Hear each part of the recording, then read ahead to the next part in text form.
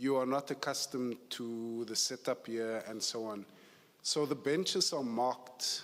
You'll see the benches that you are sitting in. The first 2 rows are reserved for the Secretariat and the legal teams. So we're going to ask you to please respect that. We didn't want to interrupt your picks, but from after tea time, please respect that. And then on the WhatsApp group, the Commission's WhatsApp group, if you don't have access to it, you must please ask us. But I've circulated as a reminder the guidelines. So if you don't mind, I'm just going to read it very quickly for everyone here because it's important, okay? All right, so it was issued on the 24th of October, and it says directions regarding the use of cameras at hearings of the Judicial Commission of Inquiry, etc., etc. Following the directions issued by Justice Madlanga on the 23rd of October, all members of the media covering the Commission's hearings should note the following. 1, cameras must not capture or transmit any images of the screens of electronic devices belonging to or being operated by Commission staff. That's very important. This includes the laptops, tablets, and cell phones of commissioners, evidence leaders, members of the Secretariat, or any other staff. Only the content which is projected by the Commission on the large, there are 4 of them, TV screens inside the auditorium may be captured for broadcast or publication. And 3, all media are requested to take particular care in ensuring that they do not publicize information which is not for public consumption. So please, ladies and gentlemen of the media, and particularly photographers, videographers, make sure that you familiarize yourself with these guidelines, the directions issued by Justice Madlanga. We should be resuming, what did we say, at 20 past, no? All right, and yeah, please, again, don't disrupt the witness. You are doing your jobs, but also the proceedings, it's important that the witness is not interrupted. No? Thank you so much. Any questions?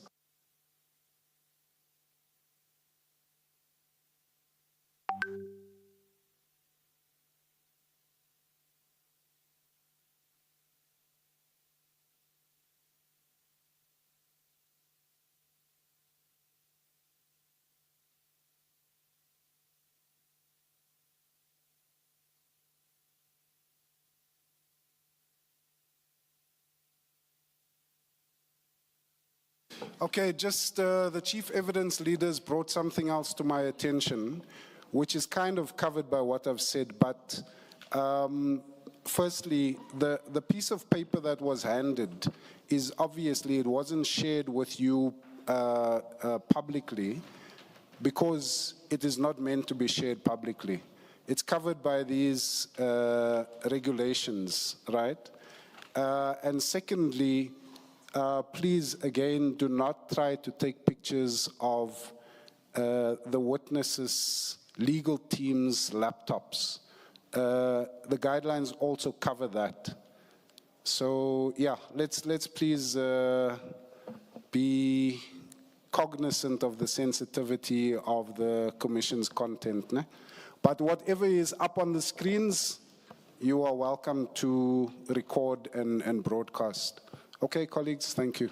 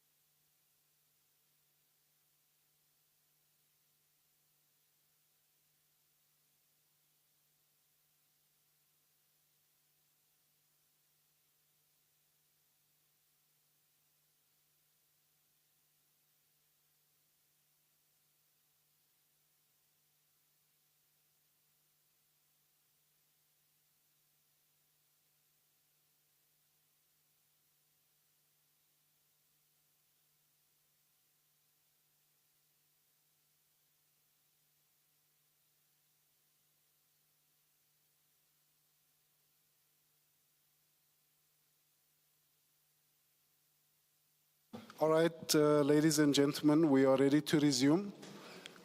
Please, as a reminder, please switch off your cell phones and let's respect the rules in terms of location. Thank you.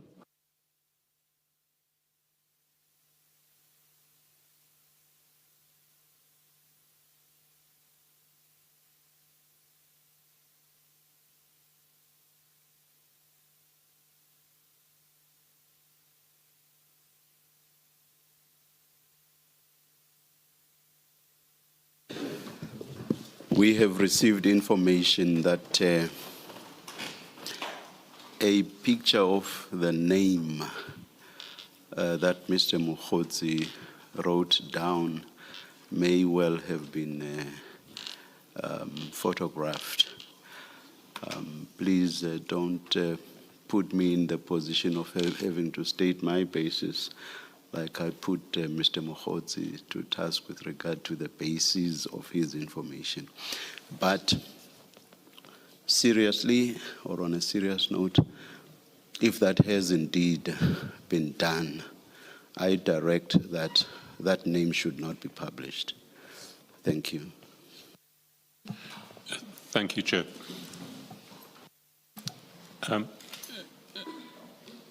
Mr. Mogotsi, if I can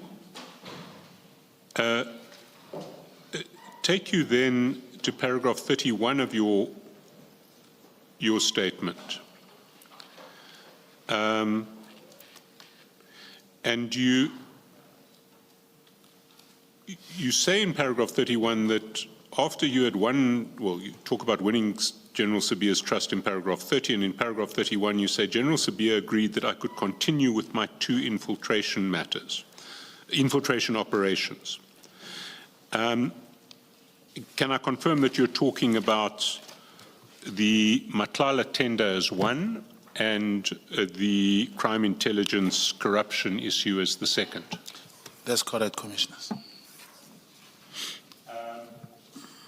And can you then take the Commission through the rest of your paragraph 31? We agreed that I could continue with my 2 infiltration operations. We referred to the matter involving Matlala. Mr. Mogotsi, can you please have the mics in front of you? Please, please.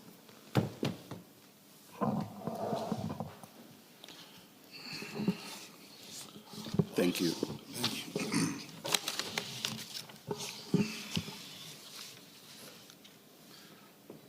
Referred to the matter involving Matlala, and General Sibiya gave me Matlala's contact numbers. My task was simple. I had to get close to Matlala and identify the syndicate involved in the tender, including if any members, if any subs members.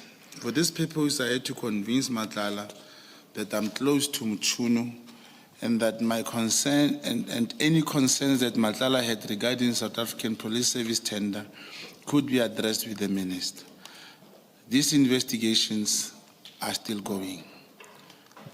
So your job was to investigate and identify the syndicate involved in the tender. Have you been able to identify members of that syndicate? Yes, the investigation is ongoing. I cannot confirm that indeed I have a solid members that I have identified. Sorry, I didn't hear that. I say the investigation is ongoing and therefore cannot confirm solid names that I have identified. You do later in your statement refer to Mr. Karim as an investor in the tender. Was that something that you established in the course of your investigations? That's correct, Commissioners. Mr. Karim is Karim Suleiman Karim. He did, of course, showed me some documents that he has invested money in this tender with Vusi Mosiket Matlala. Can you then take the Commission through your meeting with Mr. Matlala on 7 December 2024 and what came out of that meeting? I did, of course, call Matlala, engage with Matlala. A meeting was arranged on 7 December 2024, during which Matlala vented his frustrations again regarding the subs tender. He intimated interior that subs had not made payments to him with reference to the tender.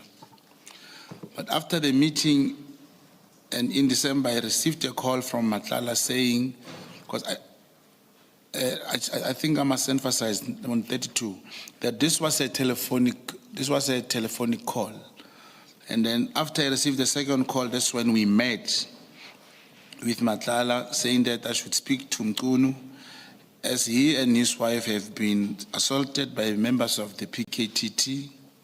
He indicated that he was intent on and was indeed attempting to open a criminal case regarding the incident at SAPS Brooklyn.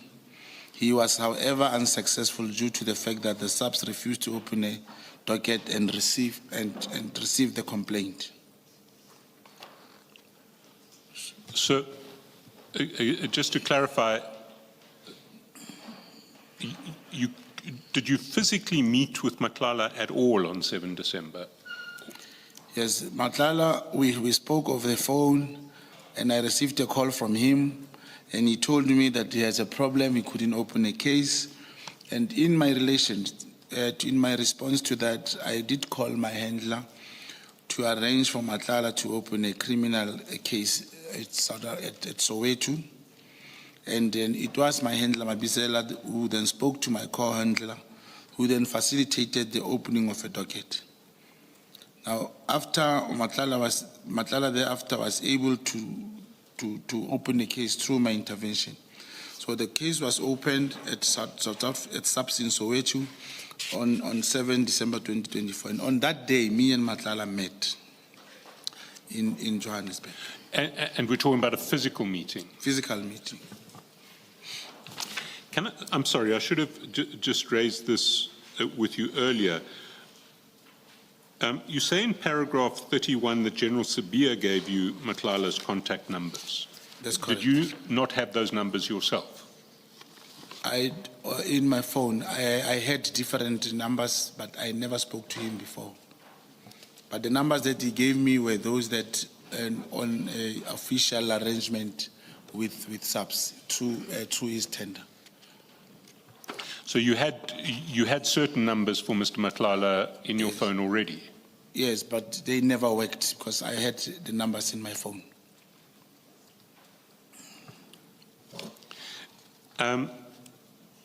So we've clarified then there was a physical meeting on 7 December. Can you go to paragraph 34 and indicate to the Commission what Mr. Matlala shared with you at that meeting?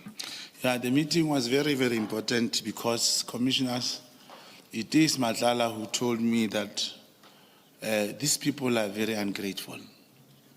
He further spoke about General Begitele and General Masemola, saying that, you know, these people expect me, like Masemola, he expects 25 million rand from me, and I've already given him 5 million rand. He also spoke about Begitele, that he has given him 2 million rand, and he wanted 10 million, which means the 8 million rand was outstanding. One of the important things he said was that Gen Masemola and Kele, they are having a plan, a comeback strategy for General Begitele to come back, and they really, really want to get rid of General Sabia. And so this is information that Mr. Matlala is giving you about, as it were, factions within the SAPS. Yeah. Okay, may you rephrase the question? Am I understanding your evidence correctly that this information about General Pele, General Masemola, General Sabia, it's coming from Mr. Matlala himself, and coming from- he's speaking to you about divisions within the SAPS. Yes, he's telling me, he was telling me physically. We were together when he told me. Can you please read what he said they expected from him? Please read it as is in paragraph 34.1. They expected him as a service provider to make payment to General Masemola in the amount of 25 million and Jen Kelly in the amount of 10 million.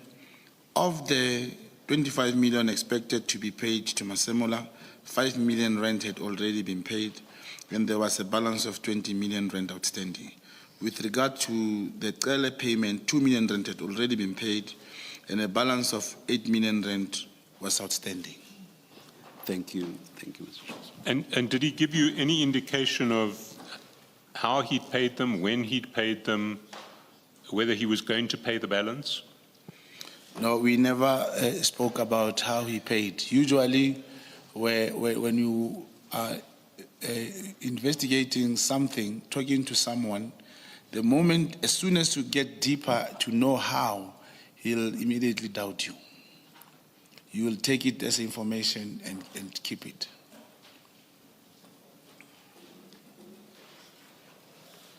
Did Mr. Matlala explain to you how he knows that General Masemola and General Cele wanted to oust Minister Mchunu and General Sibia? I'm assuming you would have asked the question. Yeah, he did not tell the how of doing it. He just said they want to get rid of Senzo Mchunu and Sibia. Sorry, maybe you misunderstood my question. My question is how he knows that's what they want to do. No, he never told me. Yes. Thank you. Can we then go to paragraph 35, and can you take the Commission through paragraph 35? Yes, paragraph 35, I'll read it first. It is in December 2024.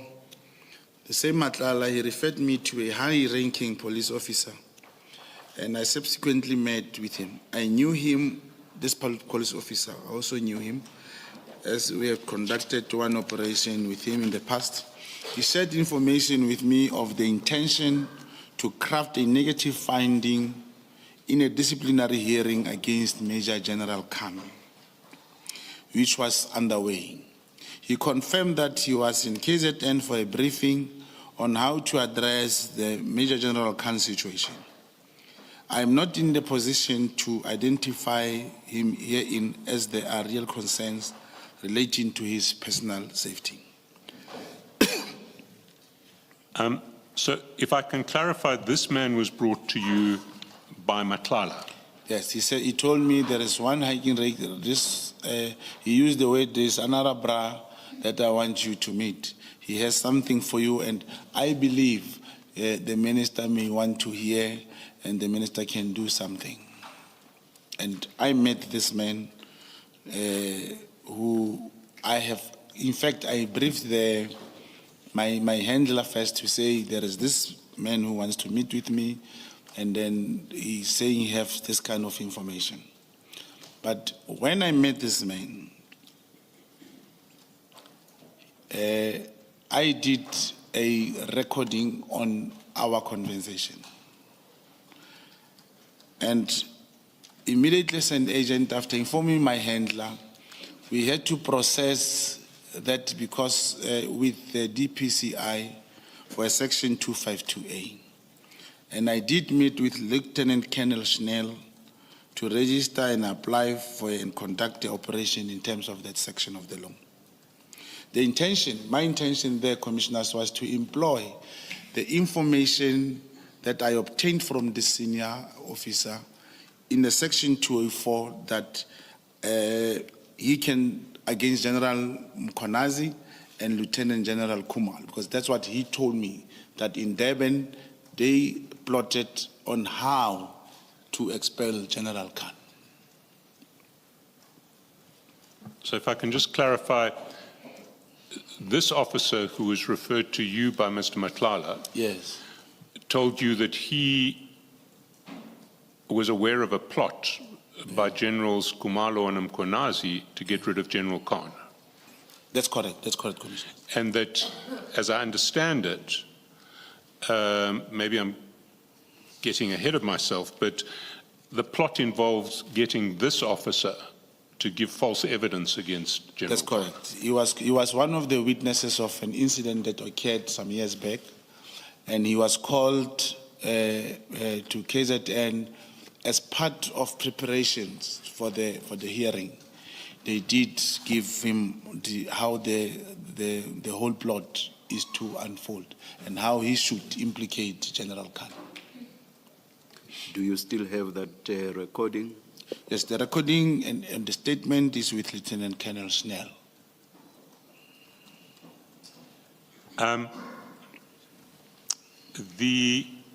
If I might just mention in that regard, one of the documents that we have actually approached Lieutenant Colonel Schneller, and one of the documents that was given to you late yesterday is the transcription that the DPCI made of that recording. So it's in that exhibits bundle. Okay. Can I ask that overnight, I won't ask you to anything about it now, but overnight, can you look at that transcription and just check that it accurately reflects the recording according to your memory? And if there are any problems with it, can we address those tomorrow? Or can you be in a position to address those tomorrow?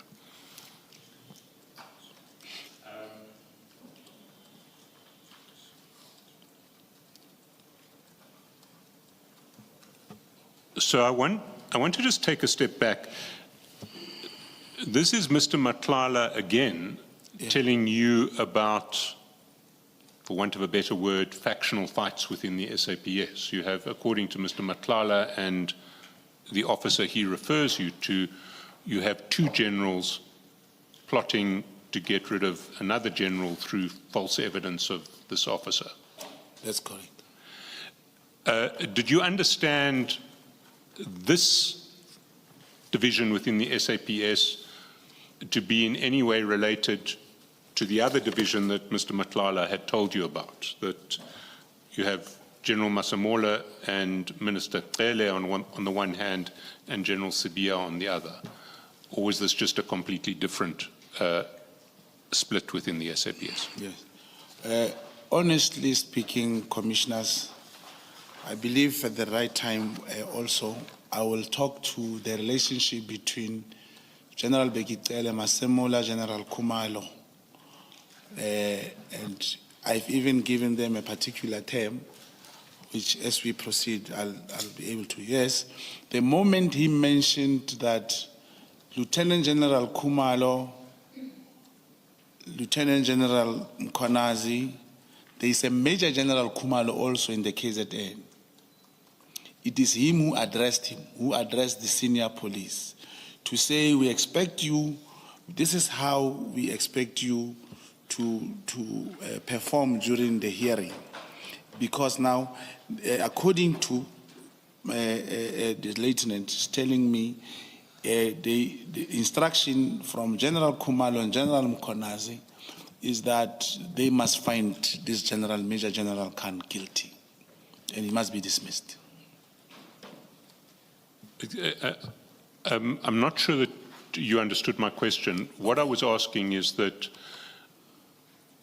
you're now flagging a division within SAPS of two generals, Generals Kumalo and Mkonazi on one hand, and General Khan on the other hand. Is that division in any way related to the division that you spoke about earlier with General Sibia on one hand, General Masemola on another hand, on the other hand with ex-Minister Cele? Oh, okay. Thank you for clarity. Yeah, it is true. That is the crime intelligence, the division of the South African Police Service. The same division, which when I spoke initially with General Mfazi and General Sibia, I was referring to. That was one of the cracks that I identified within the crime intelligence. The moment he says, and I did ask him, who's Major General Khan? And he said, is this other, but he knew him. He explained to me, I did not know him that time. And furthermore said, yeah, it seems like Kumalo and Konazi, they want to get rid of him. That's when immediately, because the recording is there, and then we were able to perform this whole thing. Then I realized that there are factions, and this is the unit which was referred to.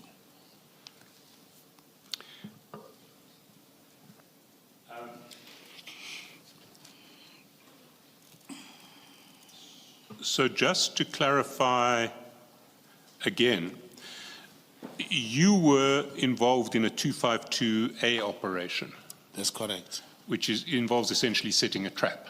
That's correct. And the target of the trap, or the targets, were Generals Mkonazi and Kumalo. No. Remember, the senior officer, as he was talking to me, he did mention that they have promised him a colonel position. Not a colonel, no, they promised him a position. And with me, as we were talking, he was mentioning of a similar offer that I should perhaps be able, because I'm close to the minister with my legend building. He thinks I can also give him something better. Then the recording talks to that he was expecting something from me, which may be in the form of a promotion or something of that sort. Sorry, but I just need to take you back to paragraph 36. You say the intention, second sentence, the intention was to employ this person, that's the officer, as a section 204 witness against both Lieutenant Colonel Kumalo and Lieutenant General Mkonazi. Yes, it's true. The first question you mentioned, 252A, it was a trap.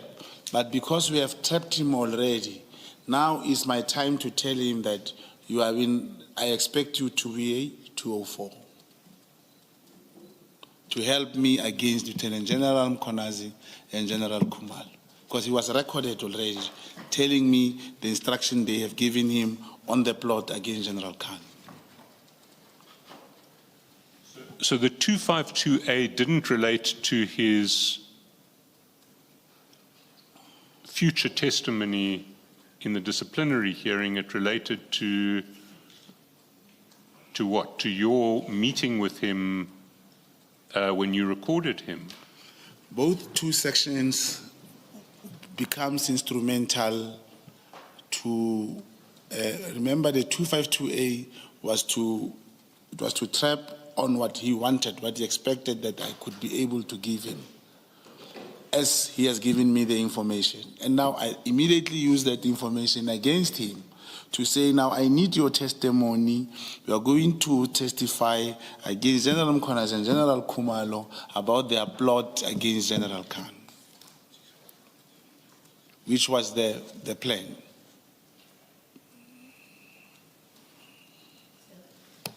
So the trap that you say you had already entrapped him, I think that's the language you use. You had trapped him already. What was it that he's supposed to have done wrong that gives you that bargaining position to say he must now testify against the two generals? The expectation of a rank. Remember, he said, if I give you, say something, at least you must talk to the minister to give me a rank or something. So it is that he said you must give him a rank that Yes, constituted yes, what you've trapped him on. That's correct. Thank you.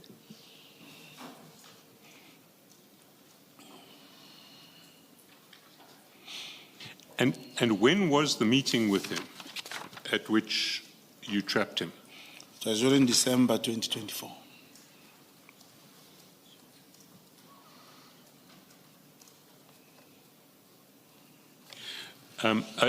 I don't want to, I just want to mention now that I think when we go to the chats with Mr. Matlala, we may see that it's in January 2024. But are you, is it, so we'll get into it in some detail when we go through those chats. But why do you say December 2024?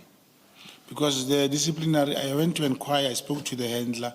He did confirm, when arranging with Lieutenant Colonel Schnell, he did confirm that there is a disciplinary hearing which is underway against this particular General Khan. Okay, well, we can look at the chronology as it plays out in the chats later. What then happened? Did the trap go ahead?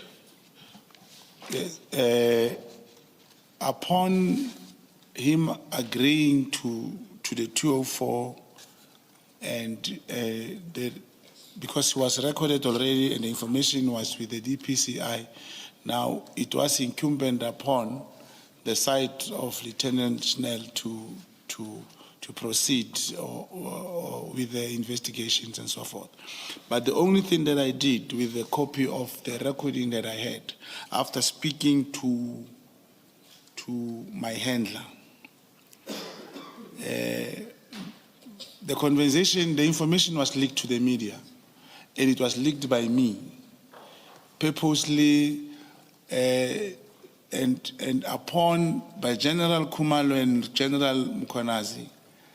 They had no choice because the information has leaked, and that's why I believe General Khan was acquitted. There was nothing he could do because there was a recording that proves that there was a plot to dismiss General Khan. And I heard him when he was here, if you remember, commissioners, he said after he has accepted to preside over General Khan's disciplinary hearing, I started talking to him. It is true. That was the period. So let me just take a step back. You leaked the information to the media. That's correct.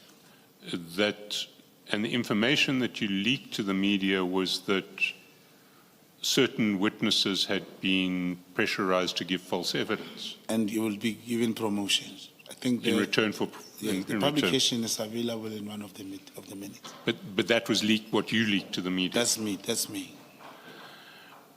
And that had the result, in your view, of General Mkhwanazi acquitting General Khan.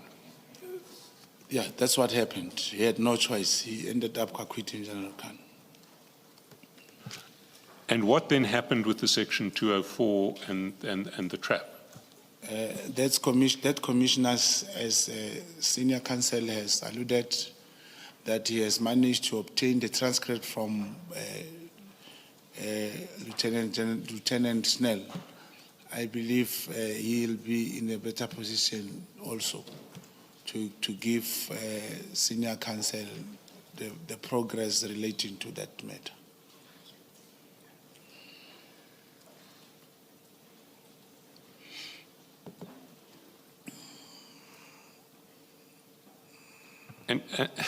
And can I'm still not understanding the sequence, and in particular Section 252.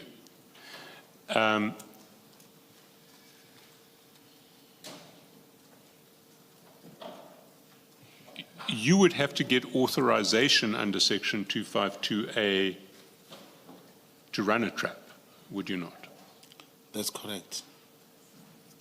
So when did you intend, or when did you seek authorization, and when did you intend to run the trap?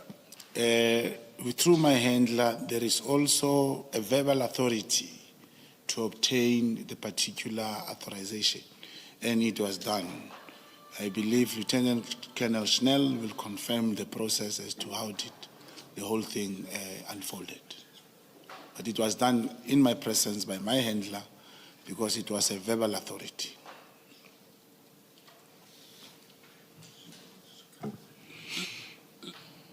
So did this happen before your meeting? That's correct. And the meeting you date in December, I suggest to you it might have been sometime in January. But it would, at any rate, it would have been before that meeting with the senior officer who had been asked to give false evidence. Yes, but it was around December, if I recall. But as you say in one of the messages, it will reflect, I believe the correct date will be obtained, Commissioners. Okay. If we can move on to the 8 January ANC celebrations, can you take the Commission to paragraph 39? Thank you, Commissioners. On January 8, 2025, an ANC celebration was scheduled in Cape Town. Matlala indicated to me that he wanted to meet Mchunu at the celebration. He offered in December of 2024 to contribute to the event by subsidizing ordinary ANC members from different parts of the country to be able to attend the ANC celebration. I relayed this suggestion to my handler, Mabisela, who then asked my co-handler to accompany me to Cape Town because my handler was not available. Matlala assisted with the funding of transportation, entertainment, as well as accommodation of ANC members to attend the ANC celebration in Cape Town.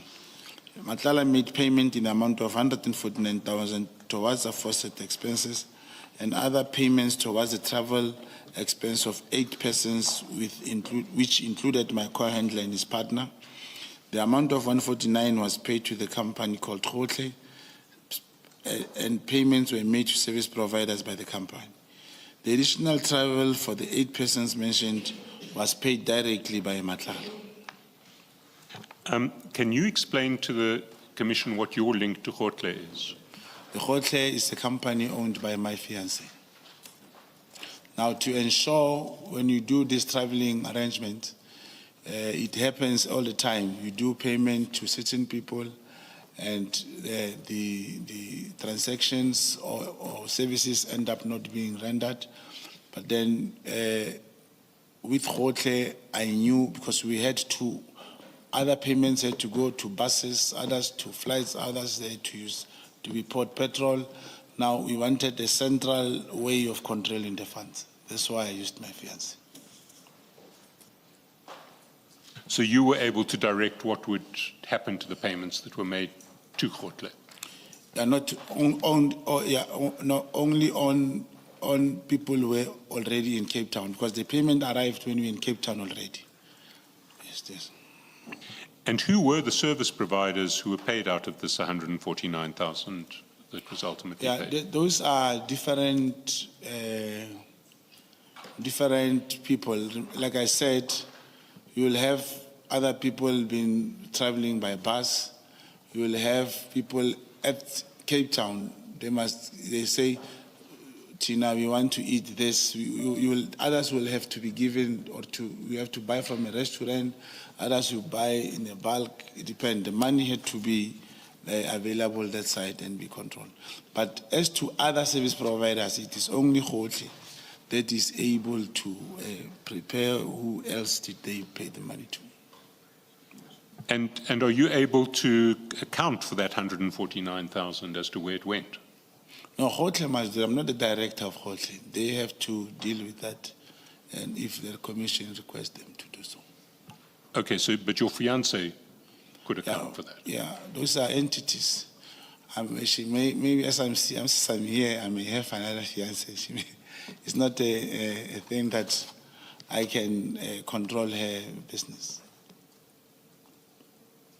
You say you are not a director. Do you have any relationship whatsoever with this company? Not company, the individual, the person. So you have nothing to do with Khotle? No, I don't. Thank you. Do you get paid by Khotle? No. I'm not getting paid. It's a business. She manages things.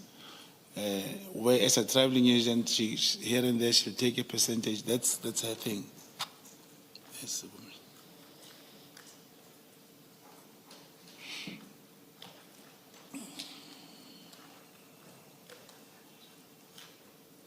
You say it was never your intention that Matlala would meet with Mchunu in paragraph 41. Can you just elaborate there? Yes, indeed. One of the instructions from the handler was that both the handler and the handlers, Ket Matlala must never meet with Senzo Mchunu.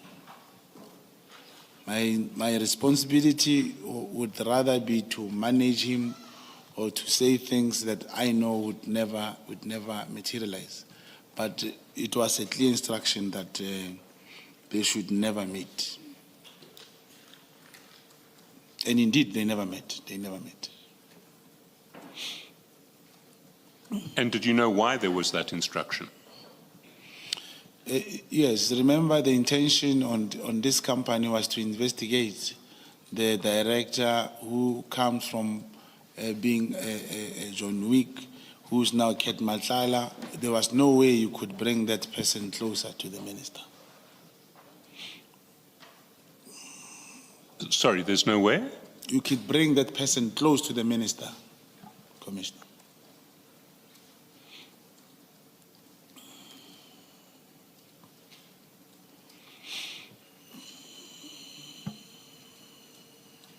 You say at the last minute you informed Matlala that the minister wouldn't be attending the ANC celebration, and you suggested as an alternative that General Sabia, Matlala and yourself should meet in Camps Bay.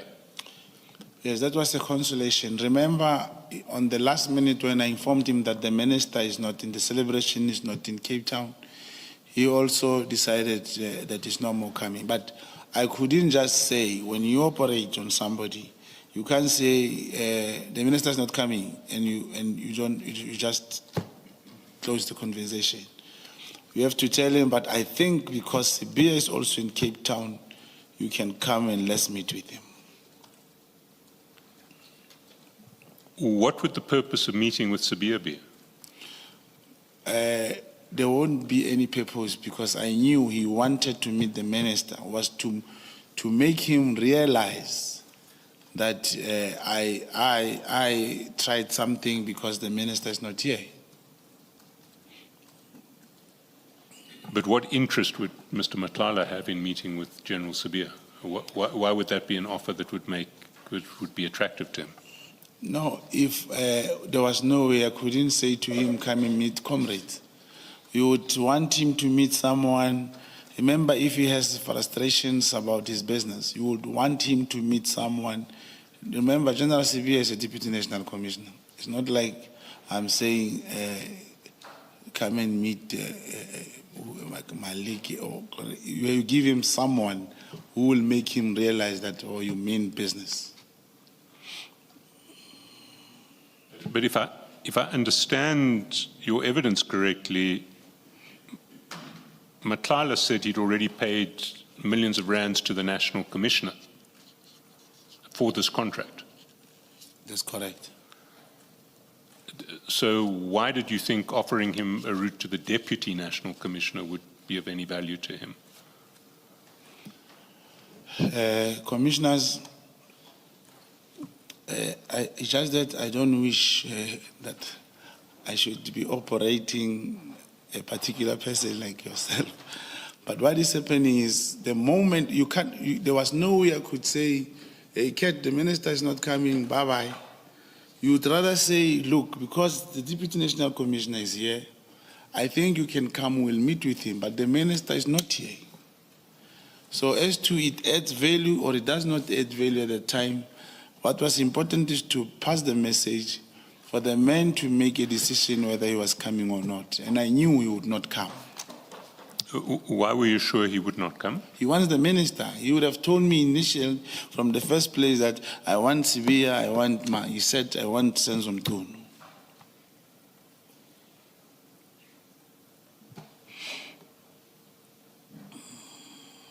All right. You mentioned that your prediction was correct. He decided not to travel to Cape Town. Can you take the commission through paragraph 42? That Matlala in China, after receipt of this information and the alternative suggestion, decided, however, not to travel to Cape Town. He was increasingly adamant that he wanted to meet with Mchunu as he was not paid by the subs in terms of the tender contract awarded. Now, that's when I requested permission from my handler to facilitate a meeting between Matlala and the Chief of Staff, Cedric Gabinde, without the minister's blessing. And the, okay. Should I go to paragraph 43, Commissioner? Please do, yeah. My handler held the opinion that I should find a way to manage Matlala without attending to the minister's office, either to arrange an audience with Mchunu and or the chief of staff. He reiterated that I had to continue infiltrating Matlala network in order to identify all the role players within SAP's tender that was awarded to him. So from your handler's perspective, they wanted to keep Matlala away from the minister's office entirely? That's correct. Can I just ask, yeah, I find that sentence very confusing. The handler wanted to keep Matlala away from the minister's office. That's the first part that you've just confirmed. And then it's the second part I don't understand. Did the handler encourage you or approve that you arrange an audience with the minister and the chief of staff, but just not attend the office of the minister? I don't understand what you're conveying in that sentence. I requested permission from the handler. Yes. That I should rather, how about I arrange a meeting with Chief of Staff Cedric Ngabinde, Yes. but I won't let the minister knows that I arranged that meeting. Still, the handler refused. So the handler, so what you're saying in paragraph 43, I'm at 43 now. Are you there saying the handler refused you arranging a meeting with the chief of staff and or Mchunu? Is that what you're conveying in that Yes, sentence? both of them. Yes, I must stay away from the minister's office. When you say minister's office, you mean the people in that office? Yes, or the physical minister office? and the chief of staff. The Okay. yeah, that's correct. Thank you.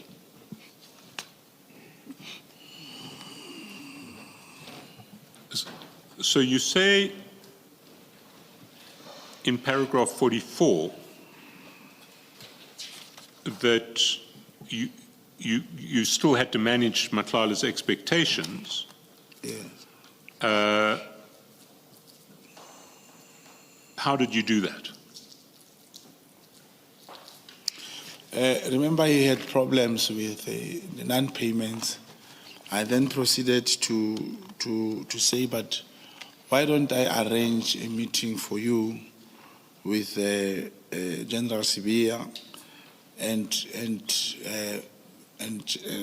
Nkabinde, or possibly the minister personally and himself. I said it to him.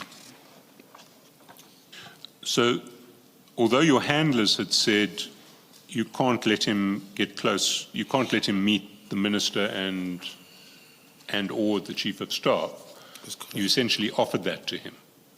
Yes. What is happening, it's like in this situation here, even if commissioners, I can tell someone now on the phone that come to the commission place and bring me food. He won't enter here. He won't get a chance to even, they'll demand identity, they'll want, so he won't enter the place.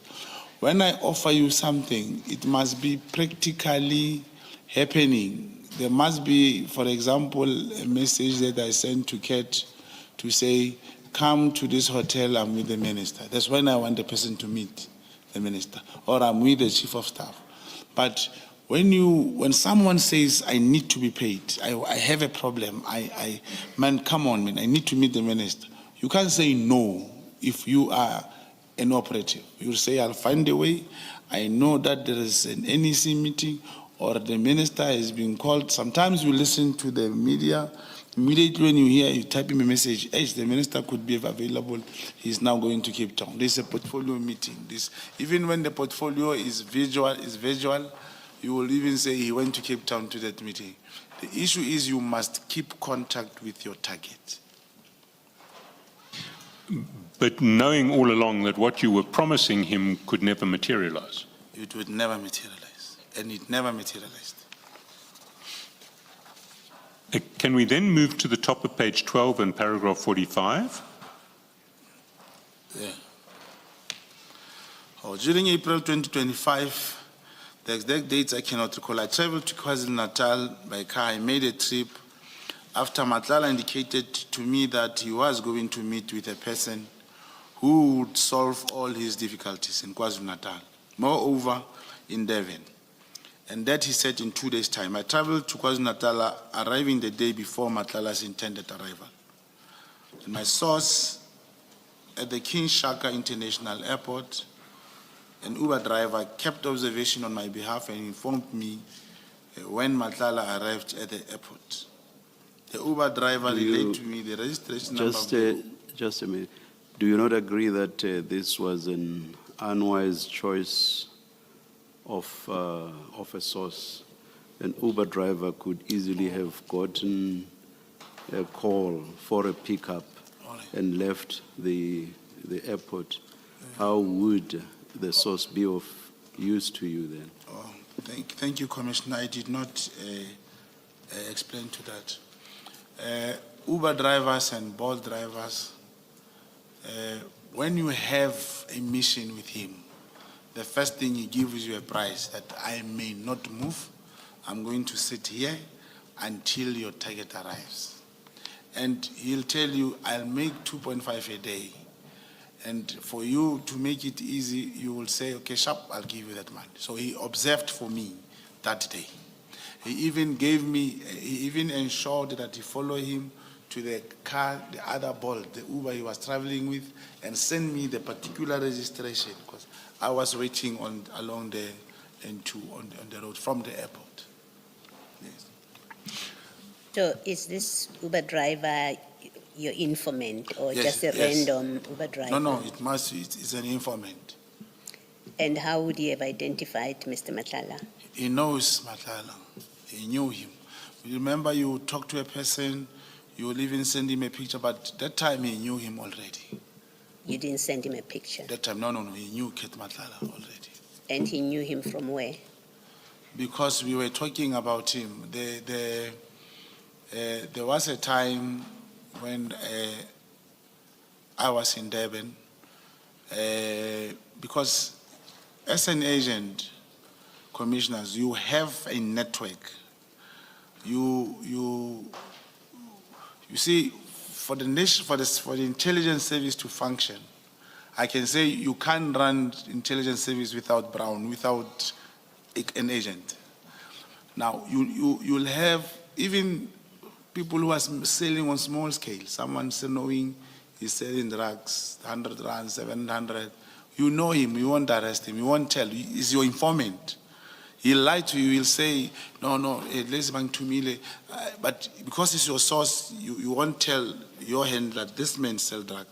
But he's selling on small scale, but he gives you information that can really turn out. The same applies to Uber drivers. Even in Cape Town, you go to especially Durban, or Tambo, Cape Town, you must have those people. So the payment to this informant came not from your handler, but from you directly to him. You must, now those are other things. Remunerations of like your Uber and does not happen like with the informant. Remember what happens, you explain to him that how much is this, whatever, and he'll say, for a day I need 2,000 rand. Now, as I've alluded in my statement that informants cannot be paid by me, it doesn't necessarily say, when an informant say to me, I need 200 rand, your target, I must tell the handler, hey, the man wants 200 rand. When I have means, I'm able to give him. But I must inform my handler, the man is standby, this is what we are looking for. In case we go right, please arrange something for him. Okay, but the payment to the Uber handler comes from crime intelligence funds because you're doing work for crime intelligence. Yeah, but now it is now, you see, now it was only 2 days that time. The handler must find someone in KZN who must facilitate that because the Uber driver is from KZN. But that was only 2 days time, and we have only agreed upon 1,000 rand at the time, which I spoke to my handler and was able to give him something like that. Thank you. Thank you. So I just need clarity here. You are paying the Uber driver essentially to take the day off from Uber and to be your source. Yes, and then something like that. But sometimes you become lucky, your target arrives 11 o'clock. Then it's sorted, you only give him, he can say, I give me 500. But you're the one who's physically giving the money. Yeah, you have to make arrangements. Either you give him cash or you arrange a shop ride. There must be something that you do for this person. Now remember, when it comes to other informants, when they get caught, he's able to say, look, on my phone, this man sent me mine. There must be always a way to exchange money with informants, depending on the scenario. No, my concern is not with the method. I just want to clarify that you are the one paying in this case. It's not an ordinary case where you don't pay and the handler pays. You are the one who pays in this case. Yeah, it's more like investment. Correctly, you are correct. It's more like you tell a handler, "I'm going to give this man 1,000 or whatever," but as soon as the transaction or the mission has been completed, when you get remunerated, including the money you lost, you will be able to recover in some instances. And in terms of paperwork there, does the handler ask any evidence from you? Or? Yeah, the source, informant source, who's my link, well, there may not be a transaction between him and my handler. I will just inform my handler that this is and this I must do for me to reach to this destination with this person. But do you not have to give your handler some proof so that he can go back to the crime intelligence, audit people and account for what he's given you to give to the source? Yeah, explanation. Look, depending on the situation, commissioners. Let me give an example. There is a Uber driver will tell you, I'm transporting drugs from Hillbrow to Mamelodi. Now, and then he tells you that they give me these drugs on Friday, 9 o'clock. But when you check the value of the drugs, about 10,000 rand. The value of the drugs is about 10,000 rand. You talk to an informer and say, look, there is this thing about the Uber. You see now that one, because we'll even ask him who's delivering those drugs. Probably the one who's delivering the drugs has 50,000 rand worth of drugs, or 100,000 worth of drugs. Now, this person will definitely be reimbursed by your handler. Now, it must be handled by him when it comes to that. But when you speak to an Uber person in Cape Town and say, there is this guy, you remember we were talking about his coming, are you able to sit for me there to check when the person is coming and so forth? Obviously, we'll go to the screen at the airport and say Johannesburg to Cape Town, or Johannesburg to Durban. Okay, there are 5 flights. If it's 9 o'clock and there is a flight, the next flight comes only at 2, he may leave the airport and come at 1:30. But it doesn't necessarily mean you will at all times say sit there, even if there are only 2 flights during the day. Yeah, I'm just interested in paperwork. Yes. How does crime intelligence account for this money that will ultimately end up in the hands of the Uber driver, but on what you're saying has gone through your hands? Yes, it's when I have arranged with him and I've given him this guy and I paid him out. And in my interaction with my handler, that's when we'll cover all these other things. But what does the paperwork say? Oh, he comes with the paper I sign. There's nothing that I keep. It will be in a duplicate form. So you will sign something with your handler to be reimbursed for money that you've given the Uber driver? Yes, but you see now, you cannot go to a handler and say 5,000. You cannot speak those amounts that are not realistic. Where there is a lot of money needed, he must know in advance. And it is not the informant who determines how much. It's not the informant, commissioners. It's my arrangement with the informant, and at that time, the information, you are certain that the man is going to land on Wednesday, and the information for the Uber driver is to sit there 2 to 3 or 4 hours, and then you agree with him. If you give him 500, you tell your handler, I've given him 500.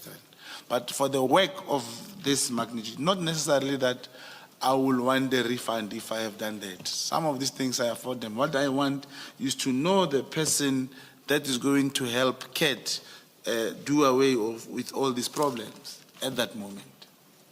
Yes. So you pay your informant, and you say you can claim it back from the handler when the mission is complete and has been achieved. The handler pays you whatever amount you say you paid the Uber driver. How does the handler know that to believe you that you paid the Uber driver 1,000 rands and not 500 rands? Okay, maybe if you can speak in this case, where I gave that man 1,000 rand, I did not claim it. I just told I thought we are talking generally, how does this thing work? But in this case, I gave him 1,000 rand, and I did not claim it. I told my handler, and by the way, because the person I was following, it happened so differently. The Uber dropped him at the hotel.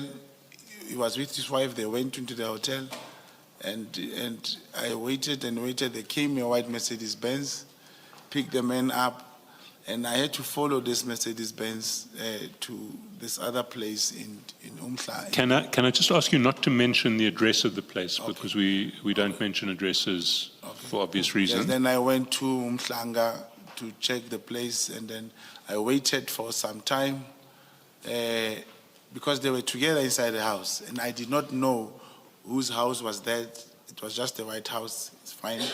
Then I waited for them as they came out, and then we went back to the hotel. I also slept and went away, and that was in April this year. Commissioners, May, June, July, during the 6th of July, during the General Mokonazi's press conference, General Mokonazi did mention Kat Matlala, Brown Mogotsi during his press statement. And it came out to everyone that on that day, Kat Matlala was found with a cell phone in prison. And indeed, and he called me, very furious. He said, Brown, can I tell you something? There was a time I told you that I went to look for someone who can solve my problem. And he said, and I said, yes, I remember. Because when I followed him, I didn't tell him that I was following him. And it became that I did not know who he met. They were driving the car, and it was something that was packed. And he said, I went to see General Mkonazi's house. And I also gave him something. He was talking about money. I gave him, I also gave him, but he was speaking this language. And he gave me this guy, and now he's talking like this about us. I think, and then I never said to Kat, I followed you. I did not know. Honestly speaking, I didn't see who that person was. But how he narrated everything about the day he was going to meet someone who was going to solve his problems, I remembered. And he said it was General Mkonazi that he went to see. You say this was after Mr. Matlala's, after General Mkonazi's press conference of 6 July. That's correct, Commissioner. So Mr. Matlala was calling you from prison? Yes, he did call me from prison, not once. And which number did he call you on? No, prison phones, you cannot, no, it was just another number. No, which number of yours did he call you on? Oh, my cell phone numbers, yes, the one that even that he uses in the chats? Yes, everyone has that number. And did he call you on, was he still using WhatsApp, or was he calling you landline? WhatsApp, yeah.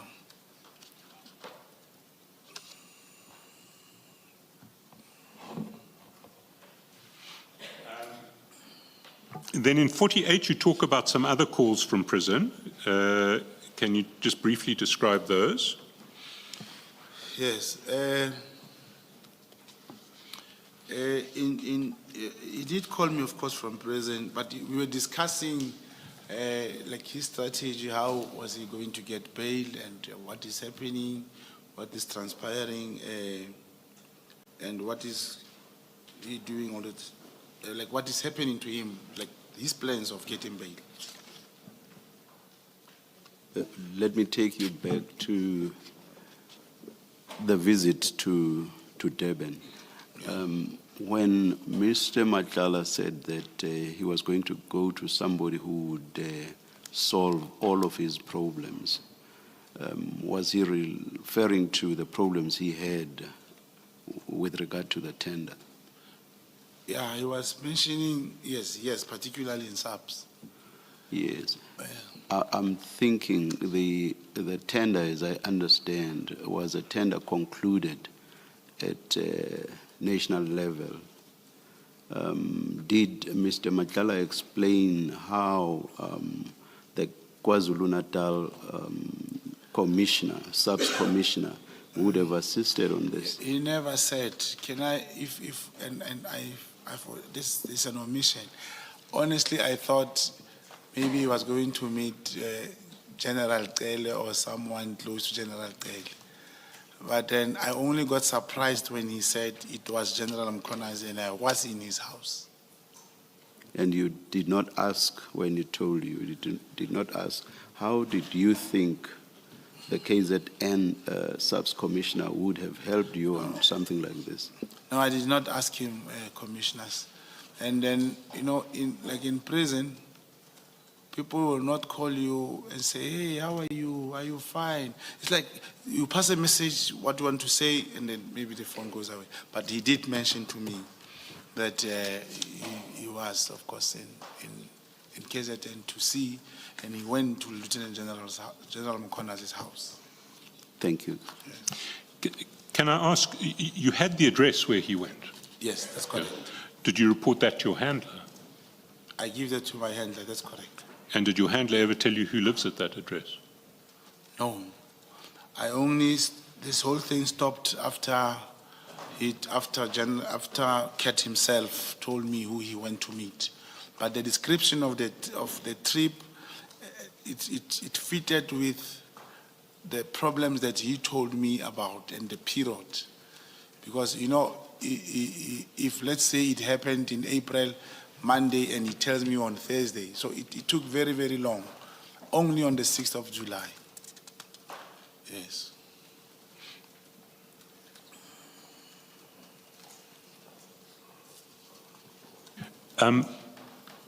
Paragraph 49, you now talk about your actions after Lieutenant General Mkhonazi's press briefing on 6 July. Can you take the Commission through that? Yes, after Lieutenant General press briefing on July, and moreover the reference made therein to me, I decided to continue investigating General Mkhonazi and obtain as much information as I could. To give context to the arguments and statements that he had made during the press statement, my handler at all relevant times knew of my continued investigation and it carried his approval. And paragraph 50, sometime thereafter, towards the end of August, I contacted the late former Minister of Police, Nathi Mthethwa. I wanted to understand why Lieutenant General Mkhonazi was removed as acting National Commissioner of Police in 2012. I spoke to Mthethwa regarding my concerns that General Mkhonazi was CIA operative, according to information I received from my source. Mthethwa said he shared my suspicion. In order to confirm this, he said I needed to travel to Kenya to meet with a contact who was aware of CIA operations in South Africa. 51. Can I just stop you at this point? Had you ever met the late Minister Mthethwa before? As a member of the ANC, long time, yes. And how did you contact him? You mean now, before? Yes, I had his WhatsApp numbers. I believe even the gadgets, remember it's known, there was a search and seizure on my phones recently. That number, I'll give you the name I saved it under, is there. The name is there. And where was he when you contacted him? No, we only spoke over the phone. I think he was overseas. And he said you needed to travel to Kenya That's to meet a correct. contact. That's correct. And did he give you details of who this contact was and how to get hold of him? He gave me the name and the contact numbers on WhatsApp. I phoned this person at some stage. He said he was in Tanzania, and he was going to come back 3-4 days later. And when I called, he confirmed he was back in Kenya. And that's when I left to Kenya on the 10th of September 2025. I believe in some annexures the ticket is also, I've annexed the proof of the ticket, and I returned back from Kenya on the 12th of September 2025. So, And in Kenya, so proof by means of, or rather, you have proof which is a ticket. yes, I flew And to, I assume you also have stamps on your passport. yes, that's correct. All right. And taking you back to the call you made to Ambassador Mtetwa, I think you said there's proof on your phone, a phone that was confiscated. The contact numbers. Contact He asked, the question was, how did I contact him? Okay. Yes, that's correct. Or so there will be a record on your phone of you having called Ambassador Mtetwa. I believe it's supposed to be there. It should be. Yes, It should I be. believe, There yes. should be a record of that. Yes. So this will be a French number or a South African number? No, it was that 27. He was still using the stamp Oh, okay. because they still work outside. Yes. Thank you. Thank Yes. you. And if you can then tell the Commission what happened in Nairobi? Oh, in Nairobi, I did meet a gentleman who introduced his name only as George, but I don't believe this was his name. But the relevance of this guy, he's more conversant about most of the CIA operations in SADC, not only in South Africa. And we perhaps I should read it. He confirmed the possibility of the information obtained from my source as being correct. And again, I contacted Mtatwa, the former. Sorry, before we get to 52, you say he confirmed the possibility of the information obtained Yes. from my sources being correct. So if I understand that correctly, he couldn't say it was correct, but he said he equally couldn't say it wasn't correct. I do not understand the question, Commissioner. You say he confirmed the possibility of the information obtained from my sources being correct. So he didn't, did he say to you, this information is correct, or did he say this information, it's possible? He it may be also held a suspicion. Which And you were satisfied with that? we still have to engage. The investigation is continuing. He said he lost the contact number of a particular person, but he also made reference to this current G20 that during this period there may be some lead. He will probably come back to me. You see why I'm asking you if you were satisfied? You had gone all the way to Nairobi, Kenya, and all you are told is that there's a possibility that the information may be correct, and you come back to South Africa. Okay, Commissioner. It seems to me that it was all a futile exercise. Okay, Commissioner. Commissioner, my world is a very different world. It's something else, Commissioner. But just to give you a hint, it's not that I arrive at the airport 9 o'clock, 10 o'clock, I meet, hey, how are you, sharp, sharp. Is it true? No possibility. Oh, bye-bye. Then I got into the flight. A person will give when I meet him, he must introduce himself properly to me. I also do the same. Now, agents, when they meet, there are certain things that you look for from this person. He'll give you reference about something or about someone. And he'll tell you that maybe in Botswana, there is this person doing whatever, and they are doing similar things. And this one we know for sure, he is a CIA. But this guy is doing something similar to what this man does. For example, you must check them. Every year they will go to Dubai and go to Switzerland. That's where the Switzerland meeting takes place or something. He'll give you information that you are able to put the dots together. And especially when you meet the person for the first time. I'm still going to go there. He may come here. We have to meet. He can't just say, yes, it's true, this and this. He know I'll say, but what do you have?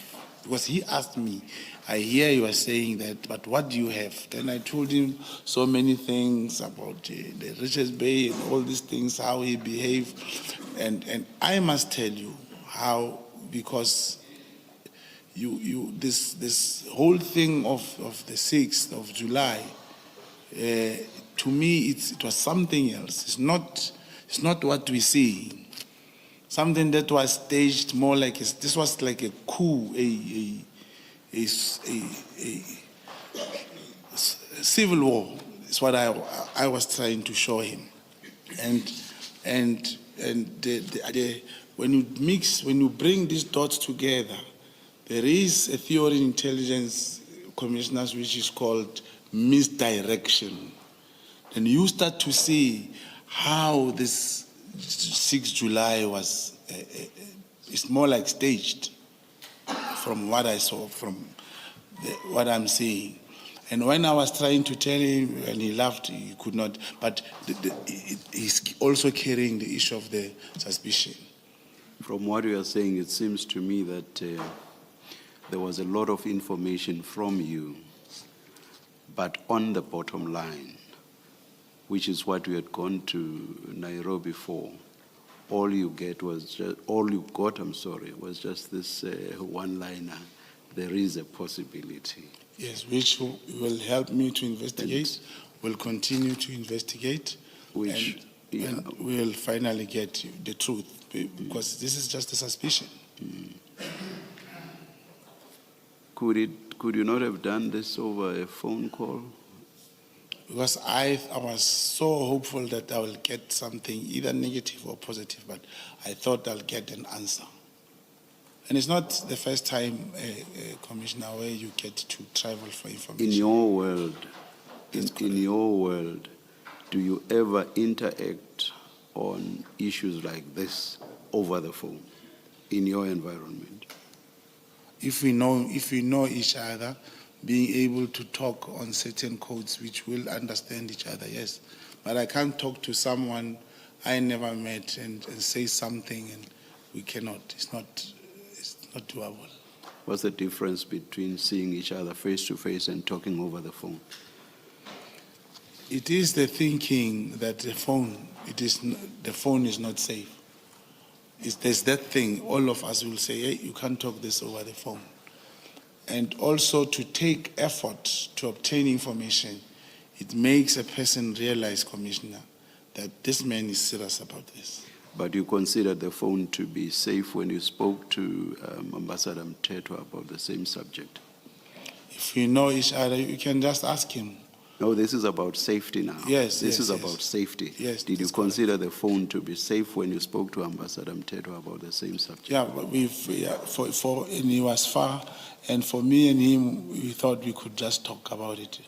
It's not that it is safe or not. There, I get the Commissioner's point. I think you're conflating issues. You made a point about your reluctance about raising this with a person in Nairobi over the phone. You made a point that the phone might very well not have been safe. That's a totally different issue from whether he would have had any comfort to talk to you about this subject. The two are totally different. There's one, the question of safety, and two, the question of comfort or lack of it. Do you get me? That's correct, Coach. Now I'm saying, let's focus on the question of safety Safety, only. Yes. Now, if there were issues of safety, why is it that you were comfortable to raise the issue with Ambassador Mthethwa over the phone, which you consider not to be safe? Do you understand my question now? Yes, I understand the question. I believe I should put it right. Also, it's more riskier to talk to a stranger about something over the phone that we have never met. And I believed, Commissioner, that first let me agree to what you are saying, that it was a futile exercise and I wasted time. I could have done it over the phone. I must admit that. It's just that at that moment, I thought the man, if I meet him, it's difficult to make accusations to a stranger. I also thought, seeing me face to face, he may be more comfortable and tell me the truth, if there is any truth. But that's the answer he gave me. Thank you. Mr. Mogotsi, you say in that paragraph 50 that Minister Mthethwa referred you to a contact and your wedding. Contact who was aware of CIA operations in South Africa. So this contact, this George, is not a CIA operative himself. He's someone who is aware of CIA operatives. That's correct. And he must, who is he? He belongs to an organization. How does he become aware of CIA operations? I don't know. I don't know. You were not I was just told, You were yes. just told, go meet Yes. George. Yes. And you didn't know who George is. And you went to meet him. Commissioner, no one will say I am a CIA operative or I am not. But when you get information that this person may know something and you start talking to him and he agrees to meet you, you will go and find out. So George may well just have been a random person you don't know, because you don't know his organization. You know nothing about him except that he's George. So it's fair to say that he may well have been a random person who just misled you when he said there's a possibility. It's not about being random. It's like me, if you ask me, to which organization do I belong in? Yes. I will not say crime intelligence. Yes. I'll just say maybe I'm an operative. Now, if George says to me he is an agent, You believe him. not to believe, I agreed to go and see him. Okay. Yes, and I've acceded to the fact that indeed it was futile, but he has promised to provide more information in future. And this trip you made as a contact agent, it's part of your investigation as a contact agent. Yes, but that's correct. So it would have been paid for No, by I crime paid it. intelligence. No, I paid for myself. I paid for myself. I've not claimed anything from my handler. Some of these things, Commissioner, you know, I'm very patriotic. It is just that people don't know.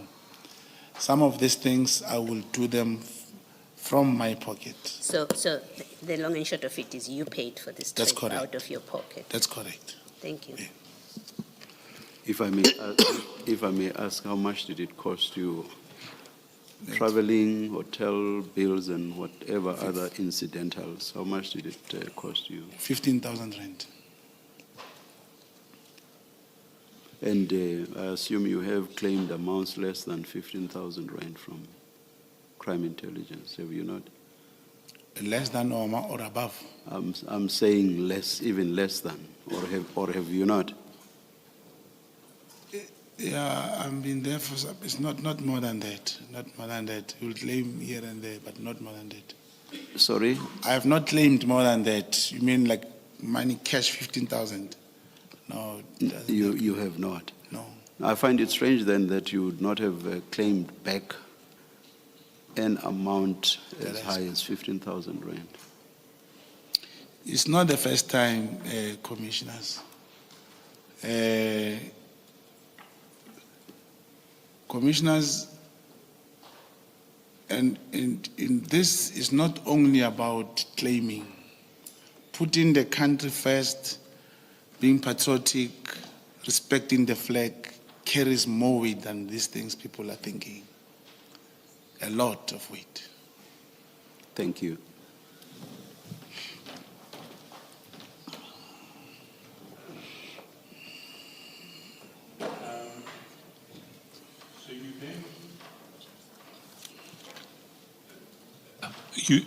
You then, on your return, say you contacted ex-Minister Mtetwa and briefed him about the trip in Kenya. What did you report to him? I told him we are still at the same position. There was nothing more tangible provided. The guy also has similar suspicions. He did not give me anything tangible. And what did ex-Minister Mtetwa say to you? He did tell me that he was also going to come to the commission, and amongst other things, he was prepared to corroborate his suspicions also. For the record, I can confirm that Minister Mtetwa at no stage communicated his intention to come to the commission. He made no contact with the commission, ever. Yes, he did. He did tell me. He never said he made contact. He was just saying he'll be coming, he's prepared to come to the commission and give that. Can you date when you spoke to him? Come again, Commissioner? Can you date when you spoke to him to report what had happened in Kenya? Yeah, just after I came from Kenya, around the 14th, I think. 13th, 14th September. And again, would that be reflected on your phone? Yes, I believe so. Mr. Shaskelson, please. Mr. Mogotsi, can you read into the record from the second sentence of paragraph 52 all the way to my handler at the end of paragraph 52? Okay, Mtetwa confirmed that he was prepared to testify before the commission in confirmation of inter the fact that Lieutenant General Mkhwanazi had been removed from office by Mtetwa for various reasons, one of which was the suspicion of him being a CIA agent. I relayed this information to my handler. Thank you.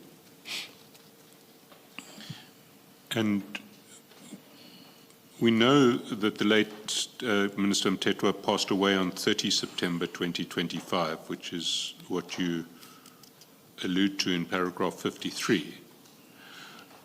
You say, under what can only be described as suspicious circumstances. Are you aware of any facts in this regard that are not in the public domain? No, I know nothing. I only see what is in the public domain. Can you then read paragraph 54 of your statement and maybe expand and explain to the Commission what you are wanting to convey in that paragraph? The modus operandi I've adopted as an in-camp agent, and thereafter as informant to South African Police Service, as an agent for crime intelligence with a formal handler assigned, has always been that I'm constantly on the lookout for information that will suit my purpose in a particular situation. I would typically take advantage from acquiring a piece of information, relaying it to a specific person in a specific context for a specific purpose and to elicit specific reaction. It means I have learned to always look for any information that I can use, be it spoken by someone or any information that is on the public domain, if it's suitable or if I can use it to the advantage of whatever that I want to further. That's what I learned to do. Mr. Mogotsi.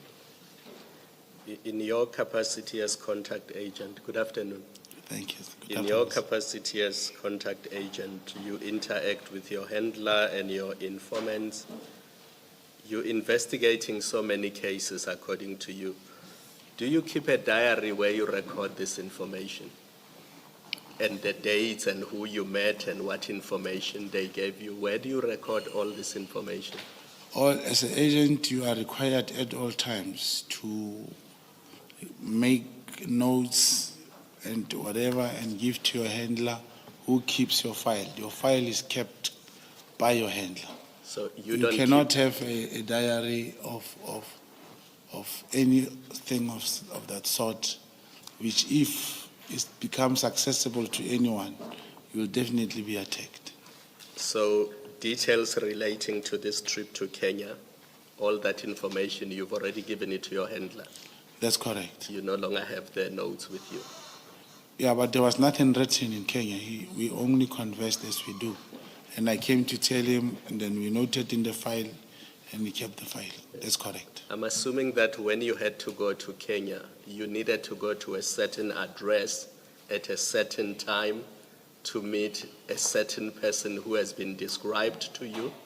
Because you can't just go there and meet anybody. You had to know what the person looks like, where you are going to meet them, at what time. Where did you record all that information? It's not it's a normal thing. I'm flying at 12 o'clock or 1 o'clock. I arrive in Kenya at 5 o'clock, and then he'll tell you, you sit in the restaurant 6 o'clock, you go to outside, there is MTN and Telcom in Kenya. You then, either you buy airtime, but in the airport there is Wi-Fi to say I've arrived, and he tell you I'm wearing blue jacket, I'm outside. You go and meet him, and then you drive, go somewhere. From there, you come back. So that will be in your WhatsApp then, it won't be in a notebook? No, you can't write that. You talk to him over the phone. Yes. Okay. Thank you, Ms. Chaskins. So maybe on the same theme of records and to an earlier discussion where you say in your statement that you were involved in an operation where with 32 suspects and 32 firearms were seized. You remember that operation? That's correct. Now, you are a contact agent. You are not an operating member of the SAPS. Is that correct? That's correct. Okay. But you are in an operation. There must be a record of this operation It is. somewhere. It is annexed. It must show that you were. No, I'm not talking about Okay. pictures. Okay. I'm not talking about the pictures that are attached. I'm talking about a proper record of the operation itself in SAPS's books, and which will tell whoever is interested who was involved with that operation. That's correct. So one can expect to find you there. Yes. What happens is that the person I'm referring to was who I was doing operations with. He has made a statement, and on his statement, he will say, remember his name is there and contact numbers. He'll say my source. He won't write my name. So only because I believe the commission will perhaps meet the person. It is him who will tell you, this is my source, this is the man who called us, this is what he told us, and that's how we knew. Yes, no, I'm not asking about the source. I'm asking about you participating in an operation. Unless I'm reading your paragraph 29 wrong, you say I was also part of an operation during October 2024, when 32 suspects were apprehended and 32 firearms were seized. Yes. So if you were, what I'm asking is if you were part of that operation Yes. as it unfolded, there must be a record, because we have come to learn that operations of the SAPS, there is a record of an operation that was undertaken and who was there. So I'm asking, you would be in that record. I'm not sure if Commissioner is aware that being part of the operation is not physical, it's about information. So you don't mean No. you were present when there was, I think, this takedown or whatever they call No, it? if there can be a crossfire, you will be hurt. You All cannot. right, no, I then misunderstood your statement in the. Thank you. Thank you. Thank you.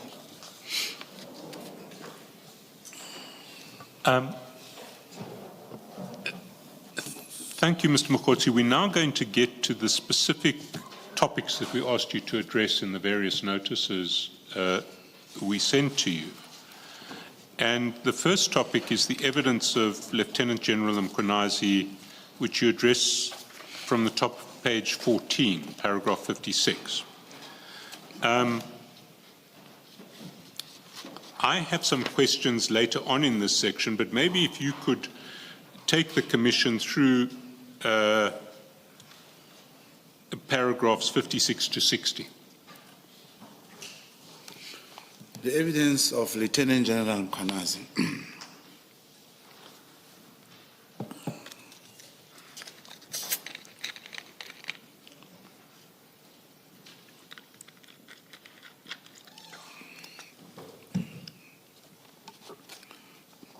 The evidence of Lieutenant General Mchunu, the conclusion drawn, and the assumptions made by him regarding me cannot be, in the absence of what I have stated here in above, be criticized. I say this because Lieutenant General Mchunu could not and did not know that at all relevant times I was a contact agent acting on behalf of the state with tasks, orders to investigate both Lieutenant General Mchunu and Matlala as aforesaid. The perception and assumptions that Lieutenant Mchunu alluded to in his evidence with reference to me is exactly the outcome and the perception that I wanted to obtain and to create in order entirely to gain his trust and to get closer to him to investigate his ties with the CIA.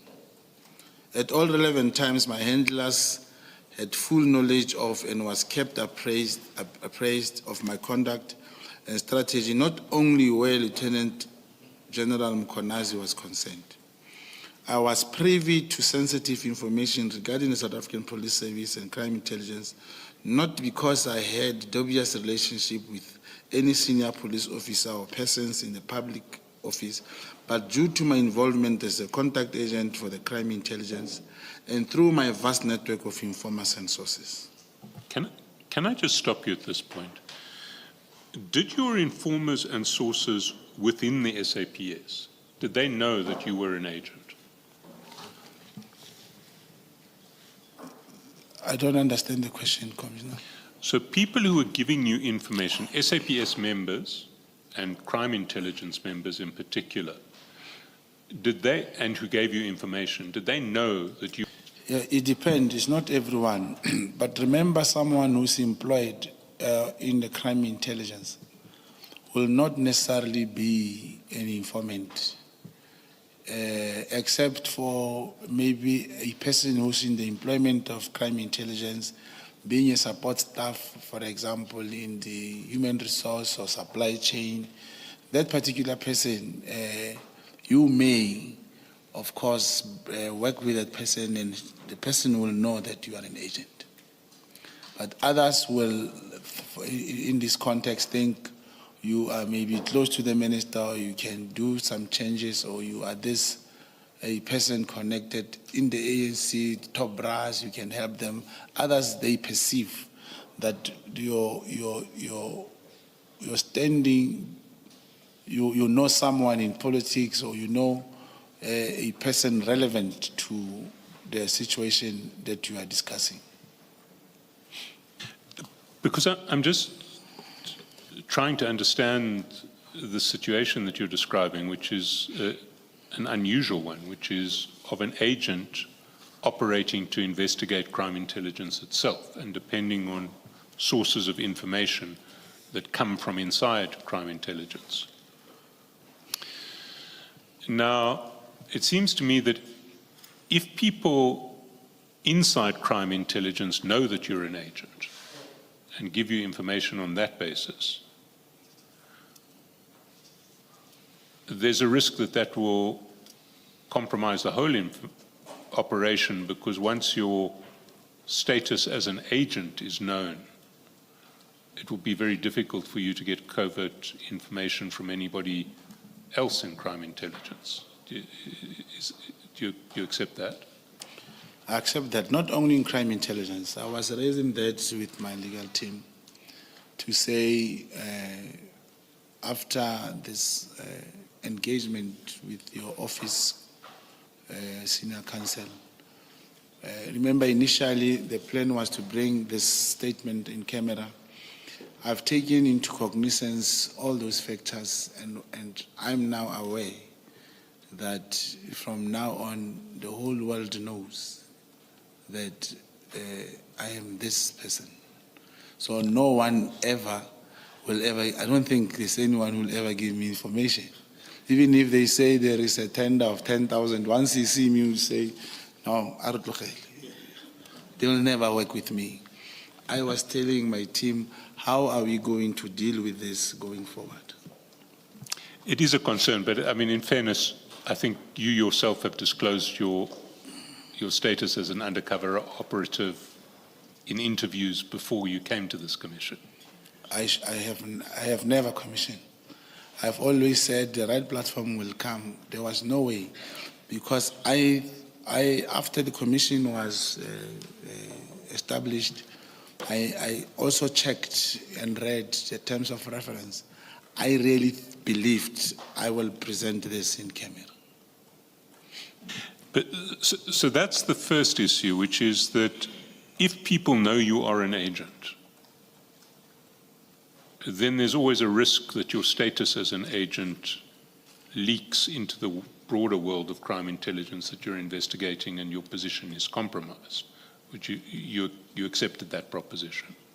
Yes, provided you do not explain to the person giving you information at first. You explain to a person that, look, the information you are giving me, now comes this part. I can assure you, even the president will deal with this. You assure a person. But that raises my second concern, which is if people don't know that you're an agent. They didn't know, now they know. No, now they do. But if they don't, then what you're doing is, well, what's happening in the process is that crime intelligence operatives, employees, agents, are giving you what I would imagine is classified information, thinking that they're giving it to someone who isn't an agent. No, there's no one. You see, all the information and instructions, commissioners, they will come through the handler. The handler will tell you there is this, and he will show you. There is no way you have to find me in possession of classified information. You can look at it, make notes, and understand, and even the notes you can't keep. But this investigation, it's not like a normal investigation. You meet a police carrying a docket, goes to a person and say, you stole a laptop. What happens is you tell your handler, the investigating officer of this case is sparkling. He knows he has to go and talk to this investigating officer. In some instances, the commander of the handler, I don't know his commander, he'll talk to the commander of this investigating officer to say, we want to gather information for you. Crime intelligence, they will not carry the dockets, but he will, with the information I give him, he'll come and fill this docket in with information. Not necessarily that I must come and salute and say, hey, I'm an agent, give me the information, I'm going to help you. No, that's not how it works. You don't show the identity of people involved. And you talk to your person and say, with this information, I'll be able to do 1, 2, 3. Remember, a support staff who's a data capturer in supply chain, he can give you information and ask you, please make sure nobody knows about this, that it comes from me. It's a support staff in the supply chain. Once you have read it, maybe you take a picture, you give it back, then you give it to a handler, and the investigation unfolds. They won't know who gave it to you. And it doesn't necessarily has to be you saying I'm an agent. Remember, the support staff cannot even trust this other police. Your handler is not trusted by all the people. But they can trust me, and I give this handler the information. Can we very briefly just deal with the letter, the disbandment letter that you address at 61 and 62 before we take the lunch break? Maybe before you do that, Mr. Chaskasum, just a last thing on this topic that you're having now. You do, I think from your evidence, in fact, it's not even a question of accepting, you did disclose to General Sibia that you are an agent. That's correct. So other people may well know because of that disclosure to General Sibia. You have no control over it. He may well have told other people in crime intelligence. Yes, I don't know. Yes. It is him who knows. But it's possible that, in fact, the people in crime intelligence that you are discussing with Mr. Chaskalson may well have known that you're an agent because you've already shared that information with somebody else, and that is General Sibia. It has to be a yes, Mr. Mogotsi. I don't understand, commissioners. Commissioner is saying after I told General Sibia, he told someone. He may have told other people. Yeah, You don't know. I don't know. So it is quite possible on that That's correct. hypothesis that That's correct. people in crime intelligence, other people in crime intelligence may well have known that you are. If he agent. has told them. Okay. Thank you. I think, Mr. Shaskalson, let's deal with what you were referring to when we come back. Thank you, Chair. Let's adjourn and resume at 2.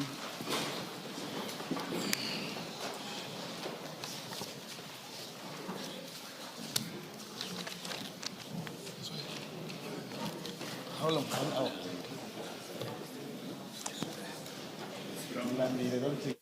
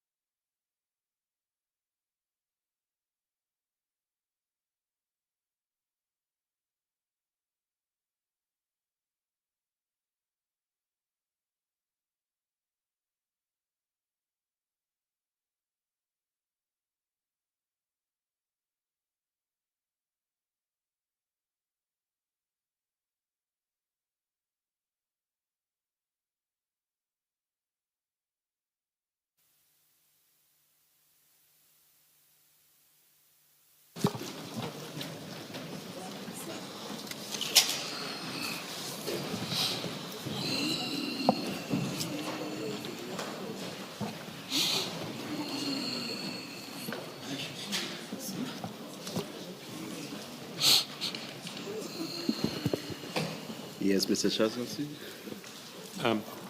Thank you, Chair. Mr. Mogotsi, when we broke, I was about to ask you just to take us through paragraph 61 and 62, which deal with the disbandment of the PKTT and that letter.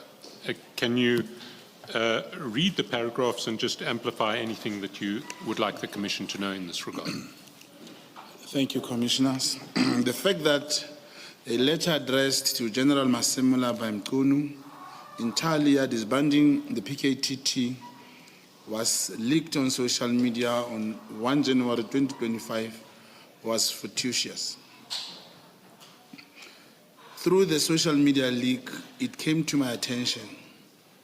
It suited the circumstances and the furtherance of my engagement with Matlala, bolstering my credibility in that I was in a position to inform him of the disbandment of the team, of the task team prior to it being formally made public. The time of year, New Year's Day, further aided my purpose, as Matlala did not seem to have knowledge of the social media leak regarding the information stated above. The circumstances and moreover the timing in which I could present this information to Matlala further gained his trust. I created the impression that I was privy to information emanating from the Minister's office prior to it being made public. Can I ask, do you recall how you came to see the letter on social media? Was it from a personal social media contact, or was it from a public social media contact? It was a public social media contact. In fact, it was all over, Commissioners, even in other social media groups.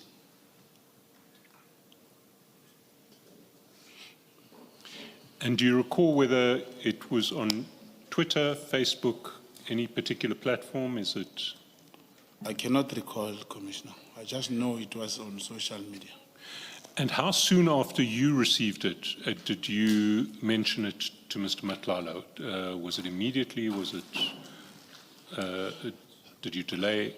I saw that letter on the first, but because of the content of the letter, I decided to withhold the letter for a while, just to see whether is it authentic or not. But as it was still in my possession, it continued to be viral, even the second day. But I did send him a message at night without sharing the letter itself. I only sent it to him the following day, which was the 2nd of January.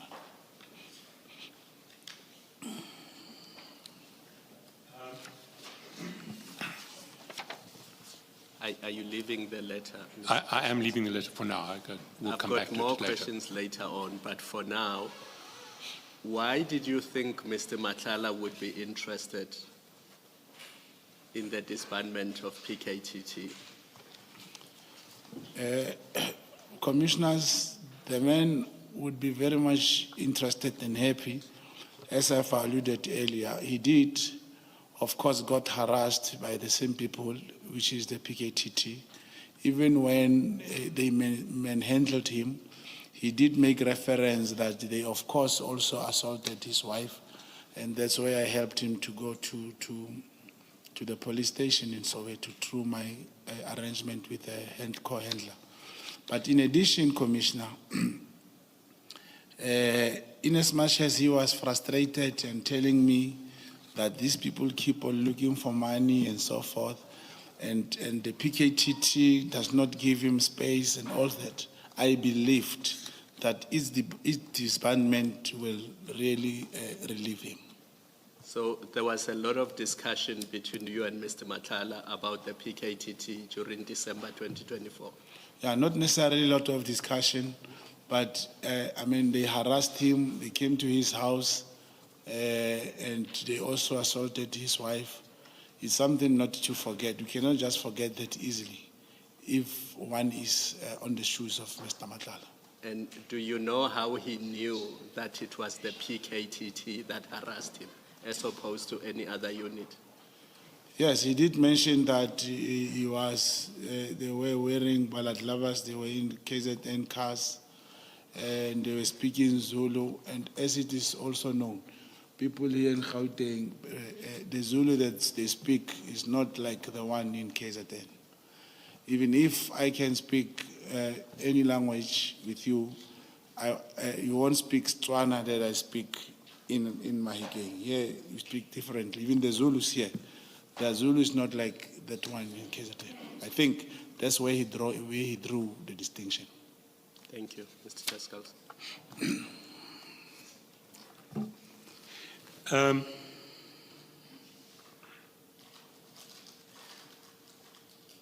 Can you then take the Commission through paragraph 63 to 65?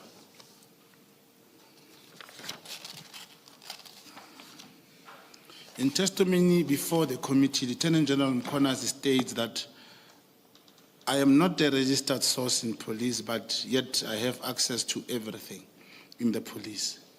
I reiterate that Lieutenant General Mchunu could not know that I was a registered contact agent for crime intelligence and therefore privy to the information and documents relating to the inner workings of South African Police Service.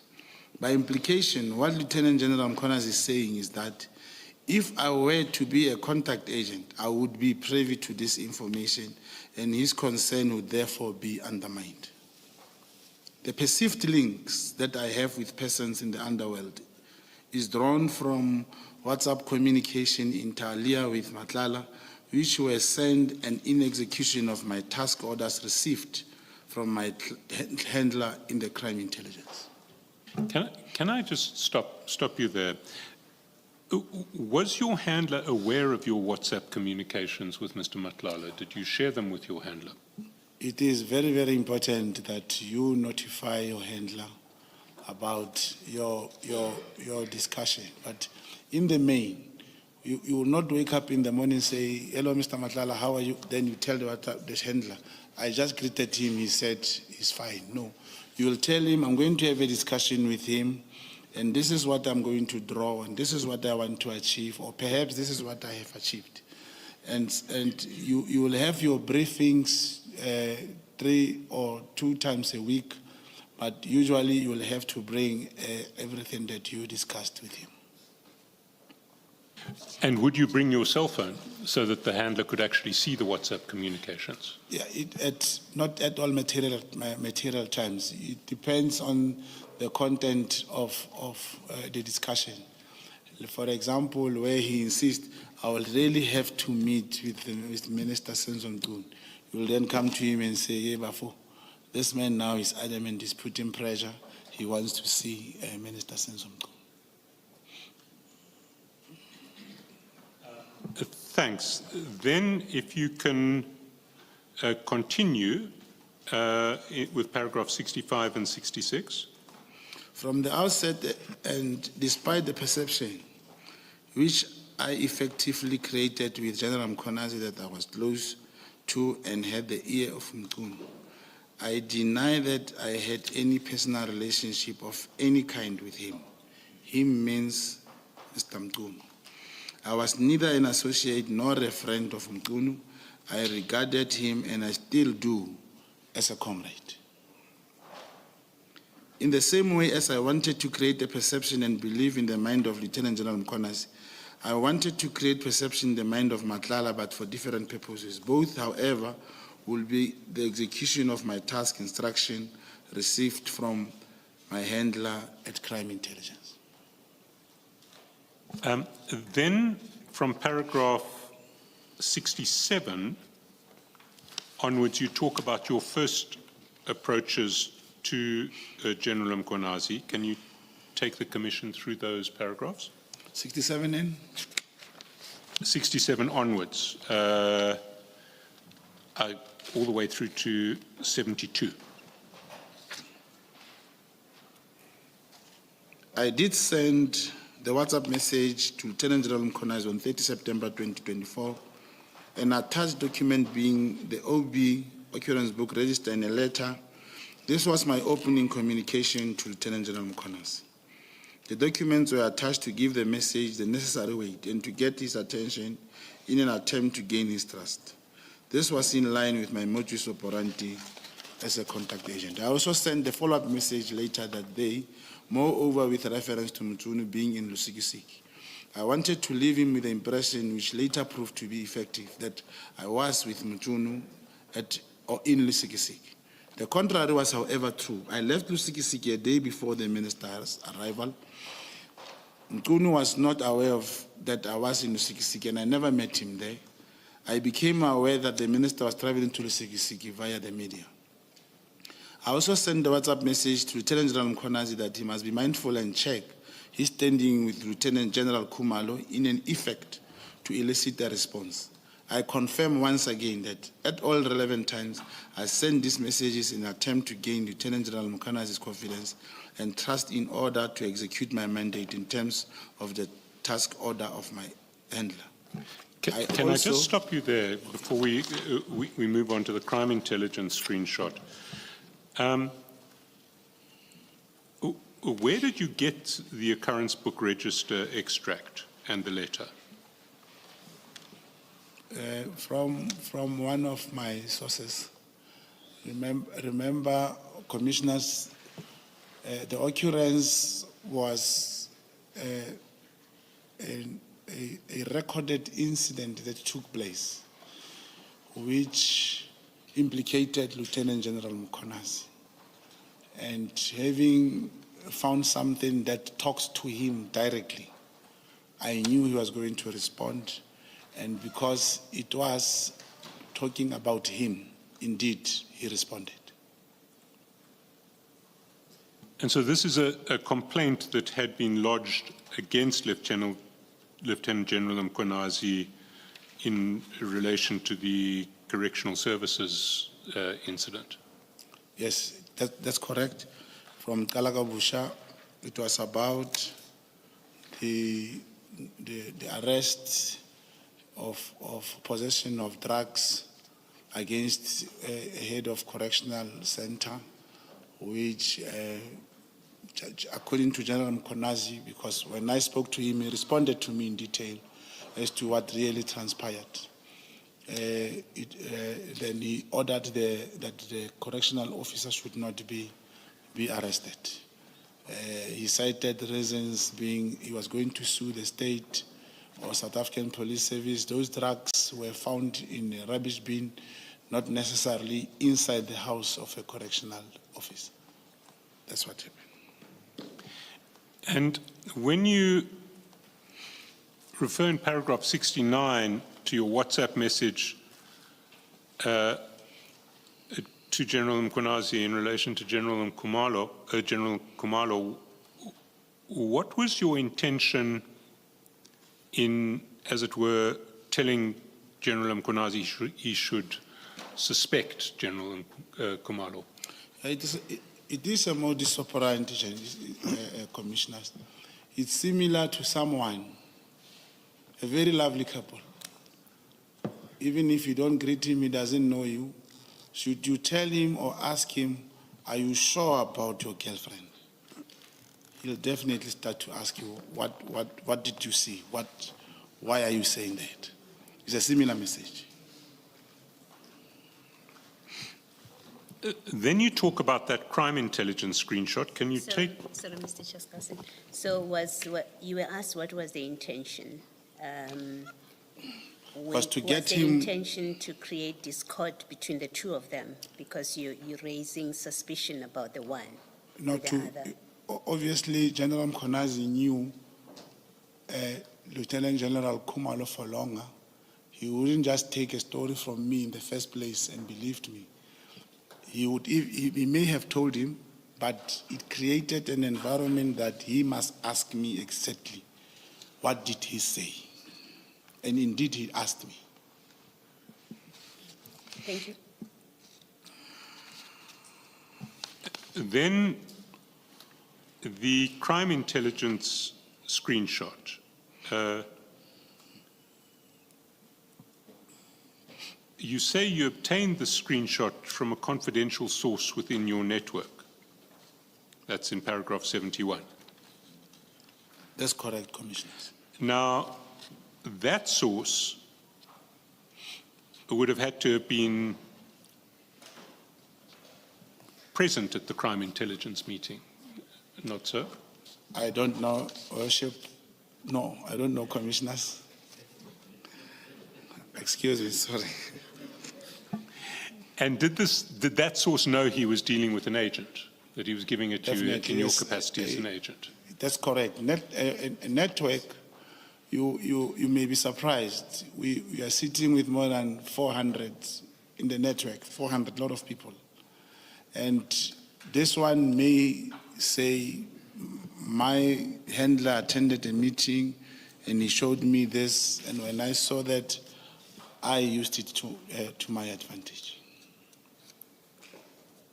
But it wasn't just shown, it was captured, because you had an image to give to General Mchunu. That's correct, Commissioner. It is a question that I did not ask my source how and when did he get that picture. But it was not the first time. I've been, for example, talking about a presentation of Boko Haram, which is a very confidential document, but I saw it. I may have also taken a picture. So in this network, you are able to get or access such things.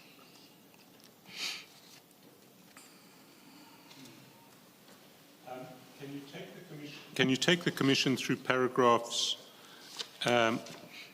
73 to, gosh, all the way through to 80? I fully understand why the chairperson of the committee, during the evidence of Lieutenant General Mchunu, raises a question. Why would I warn Lieutenant General Mchunu of an attempt to discredit him? And the reason why Lieutenant General Mchunu would answer the chairman that he had no idea at the time.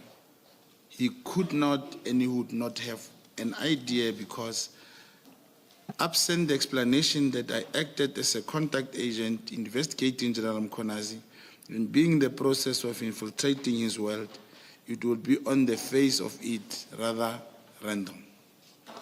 It is clear from the conduct of General Mchunu after receiving the WhatsApp communication from me that he has established this through the Chief of Staff in the Minister's office that the Minister was indeed in Lusikisiki at the time. I indicated that I was there, and by giving a long-winded explanation relating to the charges leveled at the acting head of correctional facility in Kalakabushe at the Empangeni, I managed to get his attention. Lieutenant General Mchunu defends the long explanation when he given to me regarding this incident, as he believes that I'm close to the minister, hoping that the explanation will reach the ear of the minister. I clearly succeeded in getting the attention of Lieutenant Mchunu as he chose to engage with me. He inquired as to what Lieutenant General Khumalo had said about him with regard to cash in transit. I merely responded that the minister is briefed and he has arrived in Lusikisiki. My reference to the minister Lusikisiki, as well as my presence there, as stated, clearly confirmed in Lieutenant General Mchonu's mind that I was close to the minister, having knowledge of his movement. With reference to the screenshot depicting the meeting of crime intelligence heads, I requested that General Mchunu keep this confidential and that his best interest at heart. I further communicated to him that the representative within crime intelligence are of the opinion that he does not listen to crime intelligence, that he might have his own cartel, and mentioned that provincial crime intelligence head is retiring in the next month. Once again, my communication had the desired effect, as Lieutenant General Mchunu stated in his evidence that it is his understanding of the message that in the meeting referring to the screenshot attended by a representative of crime intelligence was that he did not want to cooperate and is not working well with the head of crime intelligence in KwaZulu-Natal. Further, that he does not take heed of the information that they are giving him and in turn does not want to operationalize such information. The opposite is underlined by the response of Lieutenant General when he replies and requests the full presentation relating to the short of the crime intelligence meeting, alternatively records of what was said therein. I then replied, reference General Khan, stating this general will brief him next week. My intentional reference to Major General Khan in the WhatsApp conversation with General Mkhwanazi again effectively caught his attention. He makes the following statement in reply. Almost, open quote, almost everything that we see happening in Parliament and the media come from that components of crime intelligence, and this is where the real fight comes from, close quote. Lieutenant General Mkhwanazi stated the following, open quote again, the General Kumalo, the Divisional Commissioner Crime Intelligence, approached me and asked me to be a presiding officer. I then agreed. Shortly after agreeing to be the presiding officer, not long after that, I started getting this communication from Mogotsi. But at that time, I'm not understanding as to what this communication, what is the background of this communication. He started to communicate these things to me. That is why throws Major General Khan's name in it, close quote. Can I just get the timing of these WhatsApps confirmed? Your first approach to General Mkhwanazi was on the 30th of September, and that was the OB WhatsApp, which you record on page 67. The WhatsApps in relation to crime intelligence and the presentation and General Khan, that was the following day, 1 October. Is that correct? That's correct. And your purpose in shifting the conversation to General Khan is what you address in paragraph 84. Can you take the commission there?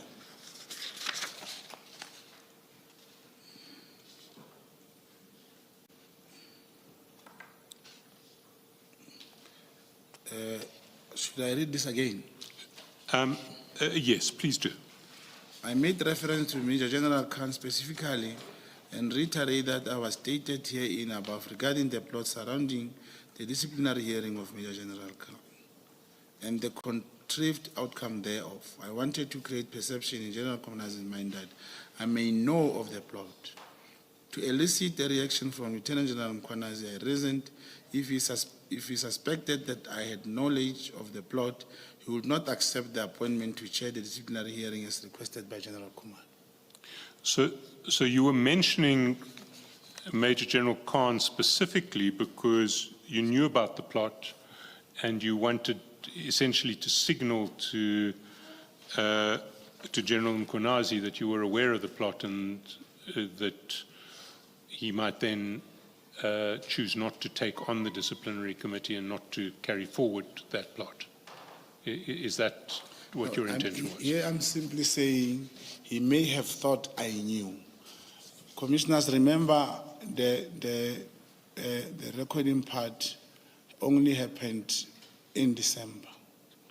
This was our conversation during October or after September.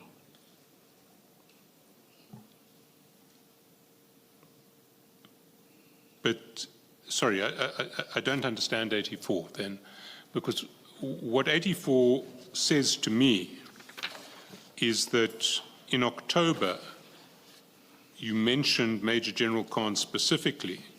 Yes. Because you wanted to create a perception in Lieutenant General Mkhwanazi's mind that you may know of the plot. Yes. Did you know of the plot at that stage? No. This would be, that's what I'm saying. It should be captured correctly. I spoke to General Mkhwanazi, and we only knew about the plot when we did the 252A thing.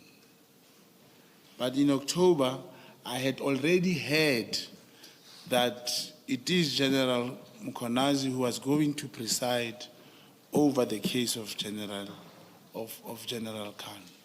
But I did not have any interest of some sort at that time until that time when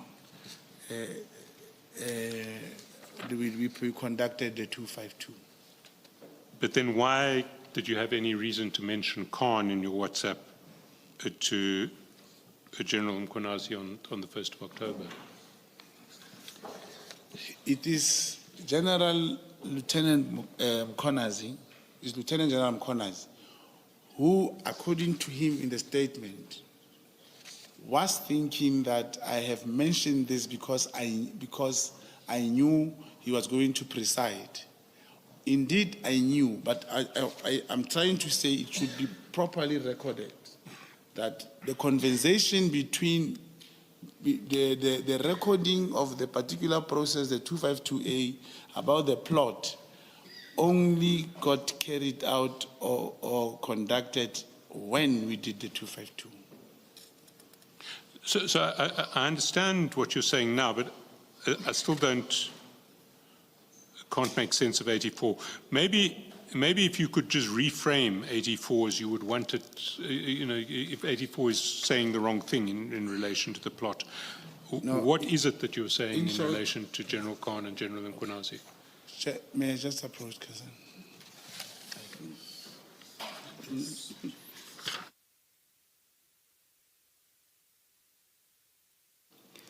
The story is yours, and you know what the evidence is. Okay, sir. Yes.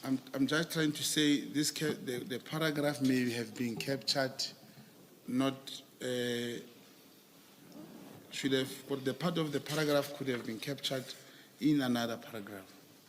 What I'm saying is, when I spoke to General Khan about this incident,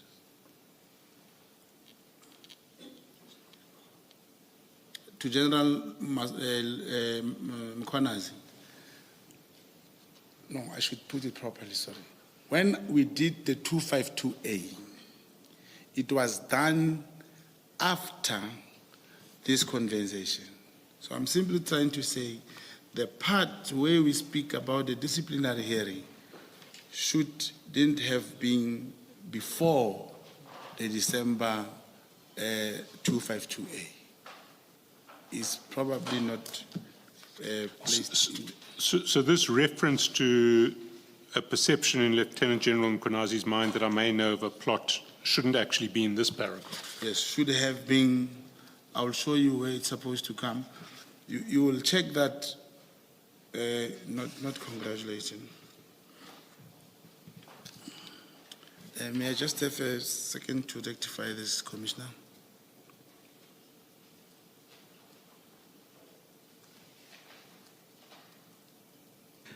Mr. Chairperson, unless it's crucial that he should deal with it now, which No. I don't think should be the case, Mr. Mogotsi is coming back tomorrow. Certainly. Maybe we can clarify this tomorrow. Yes, it's not a critical issue at all. Yes. And thank you, Commissioner. Perhaps there will be time for cross-examination, and this will be wrongly placed here. Thank you. It will be sorted out before you are cross-examined. Thank you, Mr. Mogotsi.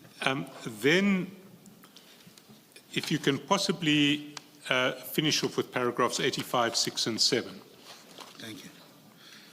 Paragraph 85, I did send a message to Lieutenant General Mkhwanazi stating, congratulations, you are going to save the country. I knew a press conference was going to be held by Lieutenant General Mkhwanazi before it happened. I wanted him to know that I had this knowledge and furtherance of my investigation. This conversation took place shortly after the arrest of General Kumar. I was under the impression that General Mkhwanazi was going to have a very positive press conference, and therefore I wrote the message as aforesaid. The later transpired not to be the case. My message sent on 4 July 2025, congratulating General Mkhwanazi that he's going to save the country, clearly further caught his attention and he deemed it necessary to respond thereto. I did direct the communication to General Mkhwanazi requesting him to intervene. This was not out of genuine concern about the situation that was unfolding regarding warrants of arrest that were procured. This was, in my view, as a knee-jerk reaction to the arrest of General Kumar. to arrest certain other high-ranking police officials, including General Masemola. I wanted to know how Lieutenant General Mchunu was going to react. I further also wanted to know what his next step would be. I contemplated genuinely possibility that he might resign from his position during the press conference that was going on. So if I understand you correctly, that message in early July you sent really to try to work out what Lieutenant General Mchunu was going to do next. Yes, but just to add on that, Commissioners, there was a heavy observation because that week General Mchunu came to Gauteng, and that's why earlier I spoke about something like a coup of some sort. Here in Pretoria, at the police college, including General Masemola, he stayed the whole night there. And that's where I derived... Sorry to interrupt. Who stayed the whole night? No, General Masemola or after General Mchunu came here, frequented and went back, General Masemola and the other team, they stayed at the college for the whole night during that week of the press conference. And the information we have, I believe, I'll be perhaps guided how to perhaps supplement if we reach the conclusion of what we are working on. I can confirm that the press conference, the statement which General Mchunu read was not typed in KZN. It was typed here in Pretoria at the college. We're going to even find the computer from which that statement was typed. It was not typed there. You're saying you found, or you are hoping to find? No, there is. We are 80% already. The 6, that's why I'm saying you should check. When I sent him a message in advance, Commissioners, it was after the arrest of General Kumalo, General Lukalakala, and those other brigadiers. And General Masemola, after the arrest, maybe that should be recorded. It's either you found it or you have not found it. You cannot find it 80%, Mr. Mogotsi. Please make me understand. You get that a person tasked will say, I have it. Now, for me here to say, I have it, I'll not be telling the truth. I hope if he's watching, he'll just call me and say, hey, I have it. But from the person, for 4 days, we placed the network to monitor the movement before this press conference. And even I don't want to go into the content of the press conference and leave the script, but I hope the stage will come for one to elaborate the investigation around this July 6 press conference. You say that you contemplated the genuine possibility that General Mchunu might announce his resignation at the press briefing. Yes. Why did you contemplate that? You see, the arrest of General Kumalo was a breaking point. It almost changed the South African Police Service. Everything changed. That's why we are here. That's why I'm able to say there is intelligence report in 2018. I know of 2019, 2021. There is no such thing as the big five and things they're talking about. General Mchunu, he was angered by the arrest of General Kumalo. Even the press conference was only about that, where he said there is a drug cartel, they are using this tactic of misdirection, commissioners, to, like you say, the PKTT was disbanded because there is a drug cartel which Minister Mchunu wanted to protect. KT Mall, if they were, these people were still going to be arrested whether the PKTT was there or not. Now, they just brought a big narrative. If you allow me, Chair, commissioners, I can just 1 minute to show you this thing properly. There is this thing called the misdirection, to mislead how everything happened. I'll give an example of this witness, who came here with the recording.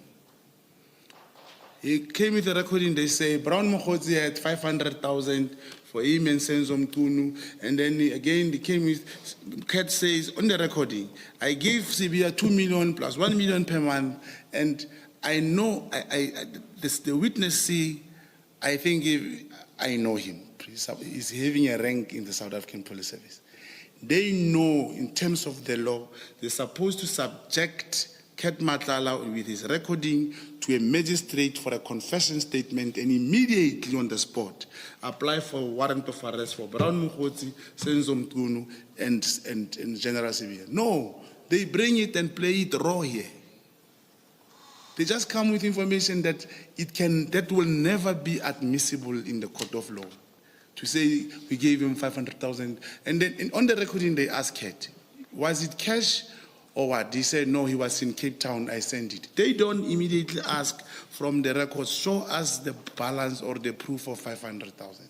It's a similar thing, Commissioner, with when General Mchunu was speaking in that press conference. Check this thing that he raised. He spoke about the magistrate who imposed a bail condition against the Crime Intelligence General. Even Nelson Mandela, the most respected president, he never called a press conference with people holding rifles behind him.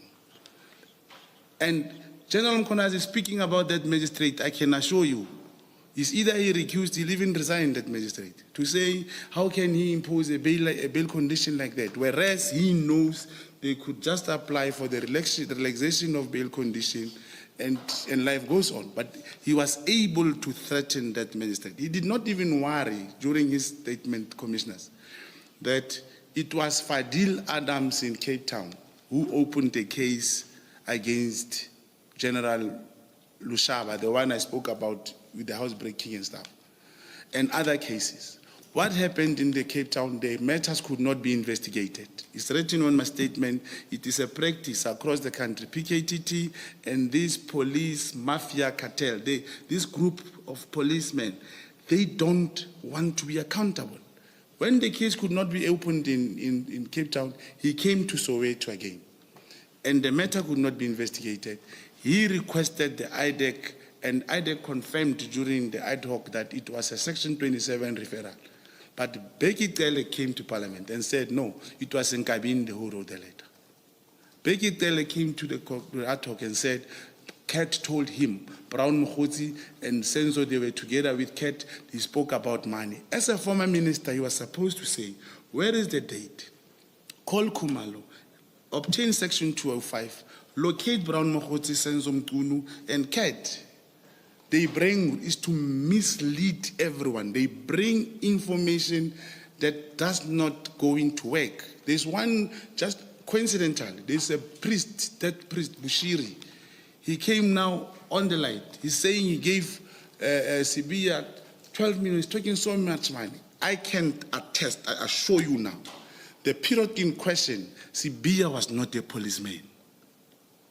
But because there's a misdirection, there is something that is concocted just to say, this one is doing that. Now, I hope you're going to go into the messages, Commissioner. You will see messages that I sent to Kat, messages that I wanted to publish secretly, came out this Sunday from the, I don't know whether the Sunday World got it, but it speaks of the Inspector General, that's the report he did.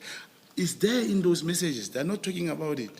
It is there in my messages that the car, the Mercedes-Benz belonging to the crime intelligence was used and the AK-47 was taken from the SAP-69 for the death of Magat.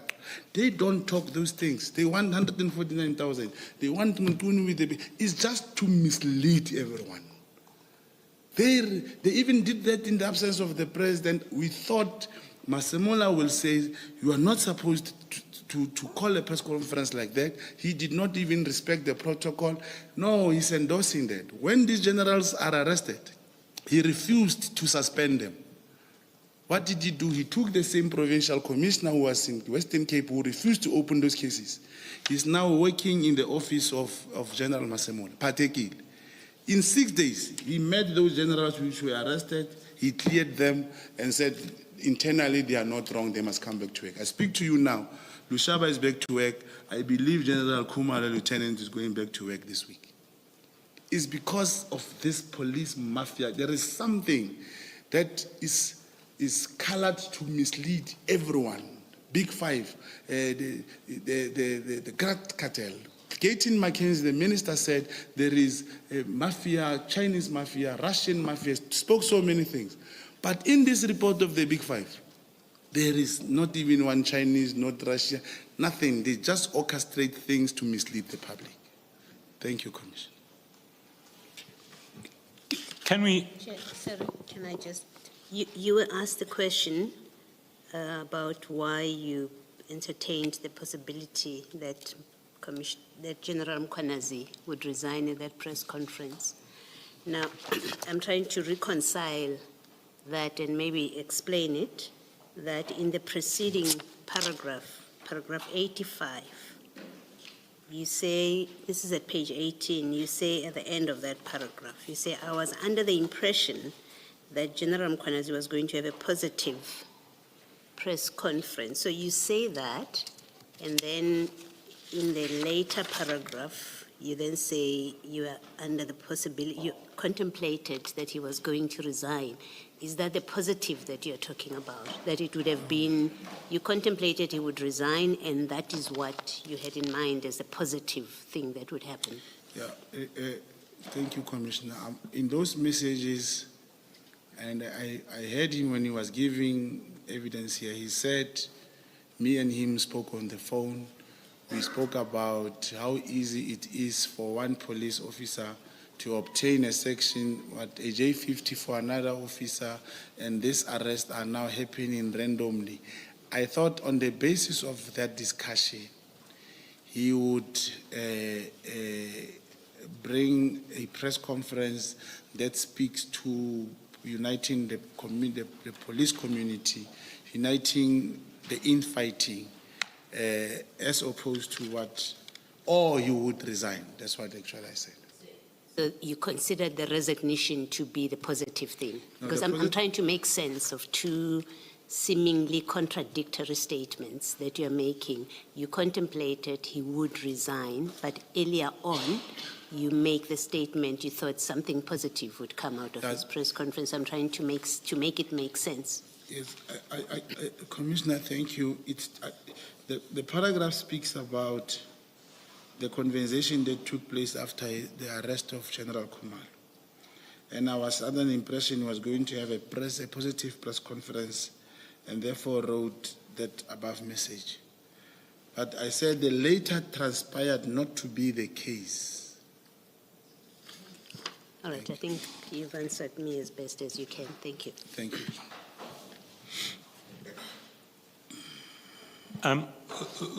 We come now to the communications, and I will take you in some detail through the communications in due course, because I do need you to explain some of them to us. But let's first deal with the ones that you mentioned in your statement before we go to the annexure. And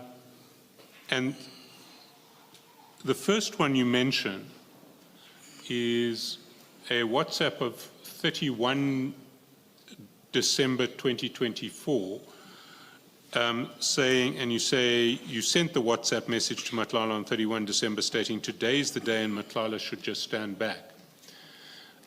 Can you just go to page 59 of the witness statement bundle? I think that's the WhatsApp you're talking about.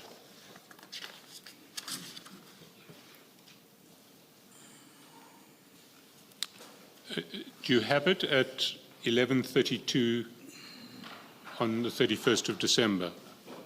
That's correct, Commissioners. So there you write to Matlala outstanding issues. Now this again. Today is D-Day on the other side. I also think you must stand back. So that you wrote. That's correct. What did you mean today is D-Day on the other side?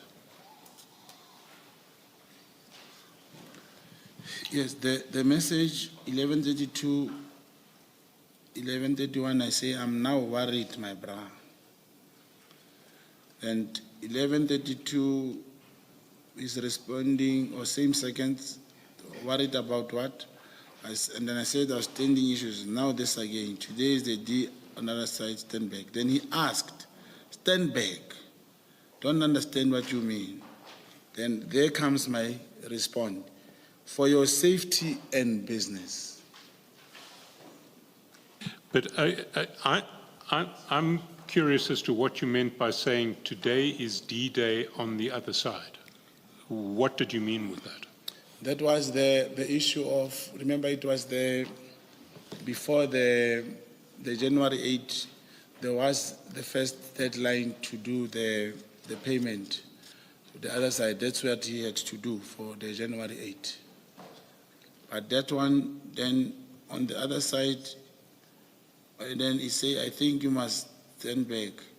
Then stand back, he said, I don't understand. And I said, for your safety and business. That was the deadline for the other thing to be paid for the January 8. The other side. It was a deadline, it was a D-Day for that one. So you're saying that when you referred to D-Day, you were referring to the January the 8th Yes, because payment. I say outstanding issues at comma, and I speak about now this again, but today is a D side on the other side. I refer to the D-Day for the payment. Mr. Mogotsi, what does the January 8 celebration have to do with Mr. Matlala's safety and business? Those were two issues. The same way when the PKTT went to his house on the 6th, there was that information again. That's why I spoke about his safety and business, that they were going into his business again, and they would also either confiscate or do something. It was just information that came that time. But this is the 31st of December 2024.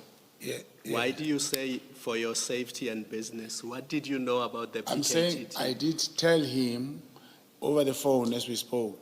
I heard that they were going to go back to him again. And this time they were going to either close his business, because there was a time when they took his firearms and he's running a security company.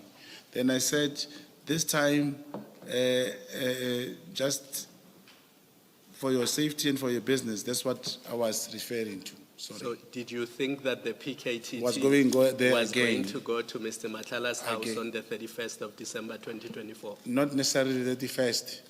It was, I thought, any time during that time, any time. Including the 31st of Yes, December 2024? but the part of the other side was D-Day, was the payment. It was not, I hear everyone saying now, I was saying the D-Day for the disbandment. And Essen, remember we've been talking about this legend. You don't apply it when you lie unnecessarily. You cannot lie under oath. I would say, no, I was referring to my work. No, it's not like that, Commissioners. This was clearly for the deadline, and the other one, it was for the suspicion that the PKTT was going to go to his house again and this business. Why did you suspect the PKTT would go to his It's house? information that you get, Commissioner, every day. Yeah, but why? What is It's it because they about told me. It's because what they told me. Your sources told you that Yeah, PKTT... it's not only about sources. You always hear, I can't remember, we were doing something here, Commissioner, here in this institution with somebody else. And I just said, I wish I can just share you with my phone and see what comes in my phone every minute. where they were talking about the G20 and what.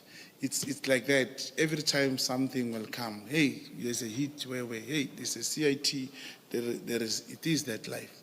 But there was a suspicion that they're going to go to his house again, that time. So someone told you That's correct. that the PKTT was going to go to his house Cat on the Matlala. 31st. Yes, that's when I was talking to him. Thank you. Thank you. Then if we go down to page 62,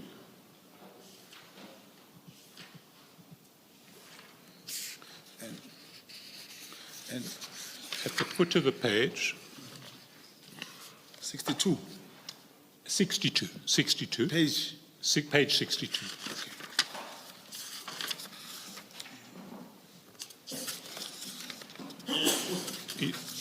You say in your statement at paragraph 89, I did not send the WhatsApp communication to Matlala on 1 January 2025, stating, good day, I have arranged a meeting for Sabia and the minister must have a solution. You say you didn't send that one. That's correct. You then say in paragraph 90, I'd like to point out there's a screenshot of what purports to be Matlala's phone. It stands to be noted that a screenshot is easily manufactured and cannot be relied on the face of. In my view, regard must be had to the original message on the original phone on which it was received, referencing the phone number of the recipient and the sender.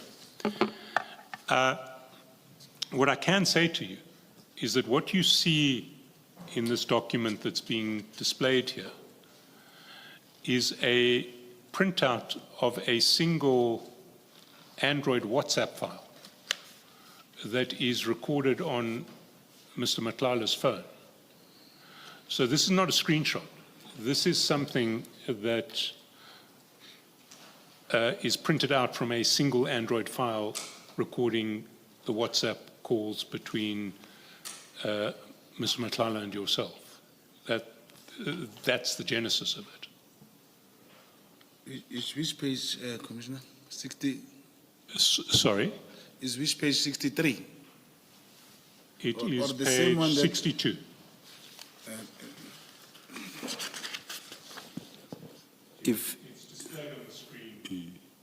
If I did not mishear, Mr. Shaskalson, I think you said calls. It's mostly chats or not? Yeah. Well, chats Yes. and calls. It is a WhatsApp file that contains a record of all of the WhatsApp messages, be they voice or chat, between two parties on an Android device. Sorry, on an Apple device, because it's from the i16. So what is printed out here is the entire contents of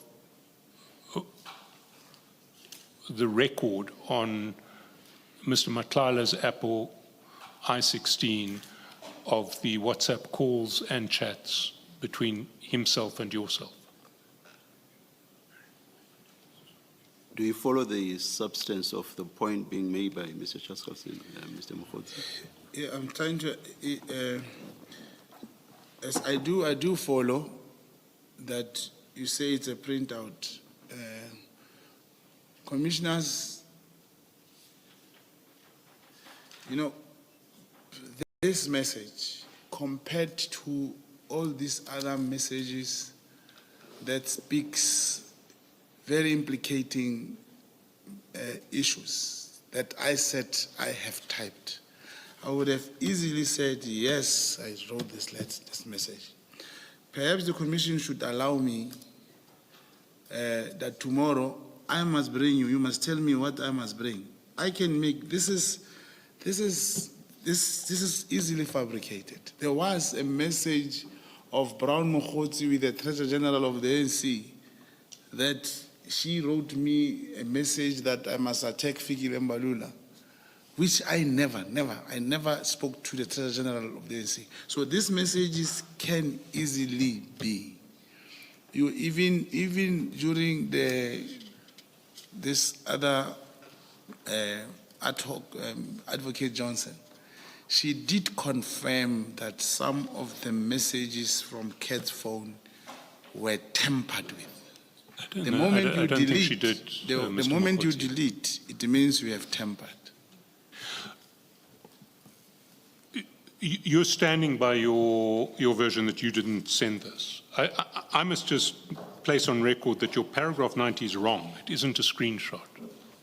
So if you still want to stand by the version, knowing that it's not a screenshot as opposed to a printout of the WhatsApp file on the Apple I stand by that. I stand by Okay. that. Yes. And then I will...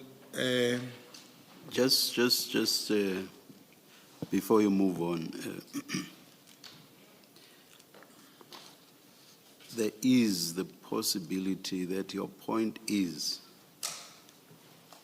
this may not necessarily be a screenshot, but even if that be so, it is still manufactured. It's not my mistake. There is the second possibility that it purports to be a screenshot, but it's manufactured.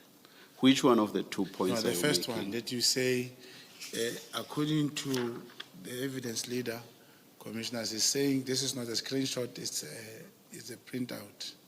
So I'm saying... It's a printout of chats, not, Yes, not not a a screenshot of chats, yeah. Yes. So I'm saying, in as much as, but I don't remember myself sending this message.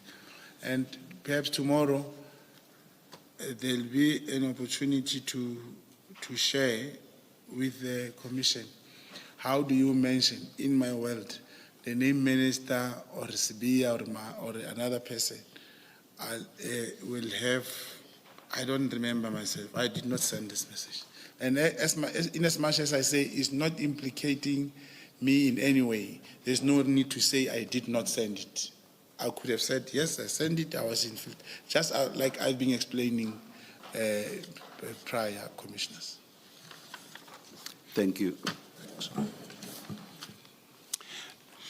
If we then proceed, paragraph 91, you say you did send the message, send the WhatsApp to Matlala referencing that the task team came to his house and harassed him.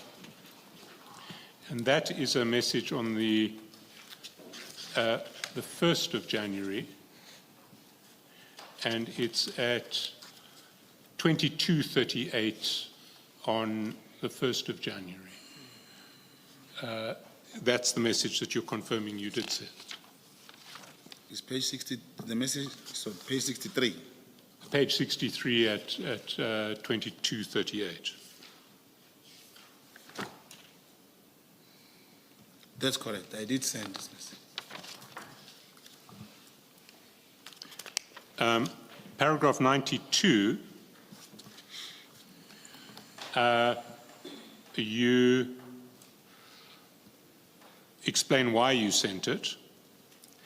Then in paragraph 93, I think you are referring to the message on the 2nd of January at 8:58, where it says they got the letter on Monday. As we speak, they're bringing all the dockets to Sabia. That's correct. I sent it. And that you say you did send. Yes, I did send this message. And in paragraph 93, you explain why you assumed that they were bringing the dockets to General Sabia. Can you just read that for the Commission? Although the information contained in the letter of the Minister Inter disbanding the PKTT task team did not include any reference to the National Deputy Commissioner Jan Sibia taking control of the dockets, that the PKTT was, or taking control of the dockets that the PKTT was investigating. This would have occurred as a matter of consequence. I say this because the Deputy National Commissioner of Police is responsible for all the dockets within the South African Police Service across the country. I therefore implied in my mind that when a specialized task team like the PKTT is disbanded by the Minister of Police, the dockets being of a very high profile will resort under the care, custody, and control of the Deputy National Commissioner General CB. So if I understand you correctly, you're saying you made an assumption that when disbandment took place, in terms of ordinary SAPS protocols and procedures, the dockets would be taken to the office of General Sabia. Yes, I'll perhaps also give where I derived that there was a matter of the VIP protection of the Deputy President. The VIP protection of the Deputy President, and the case was opened against them. They had to do their bail process and so forth. And there was a time when I asked a very close friend of mine that, now, how far is this investigation?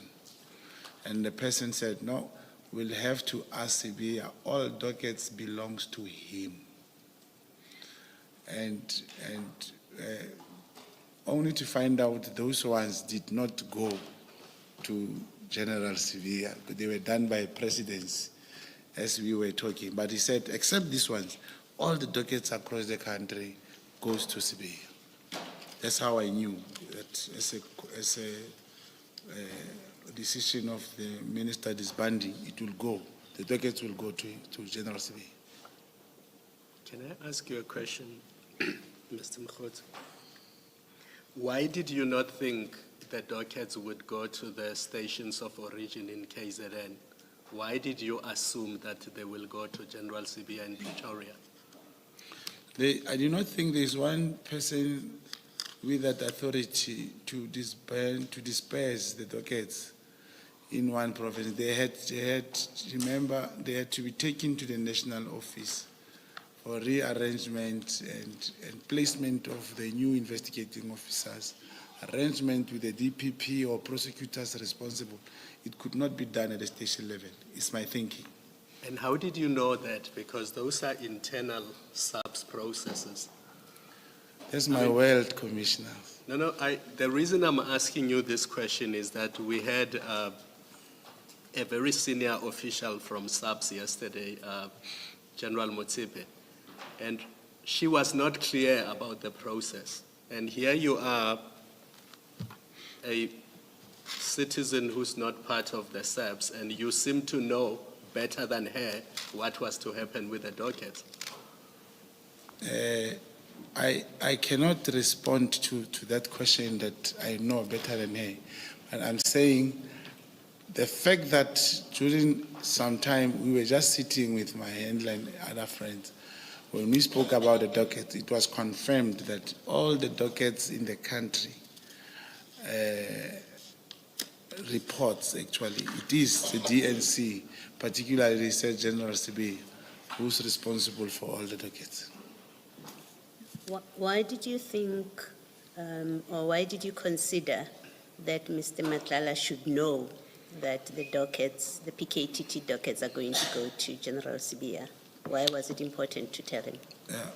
It's true, Commissioner, just like the previous question from the Commissioner, that how would I know when someone, a senior official from SAPS, could not line up the answers like I do, seeming I know, but it was to boost and to show that I'm in charge when I speak to my target.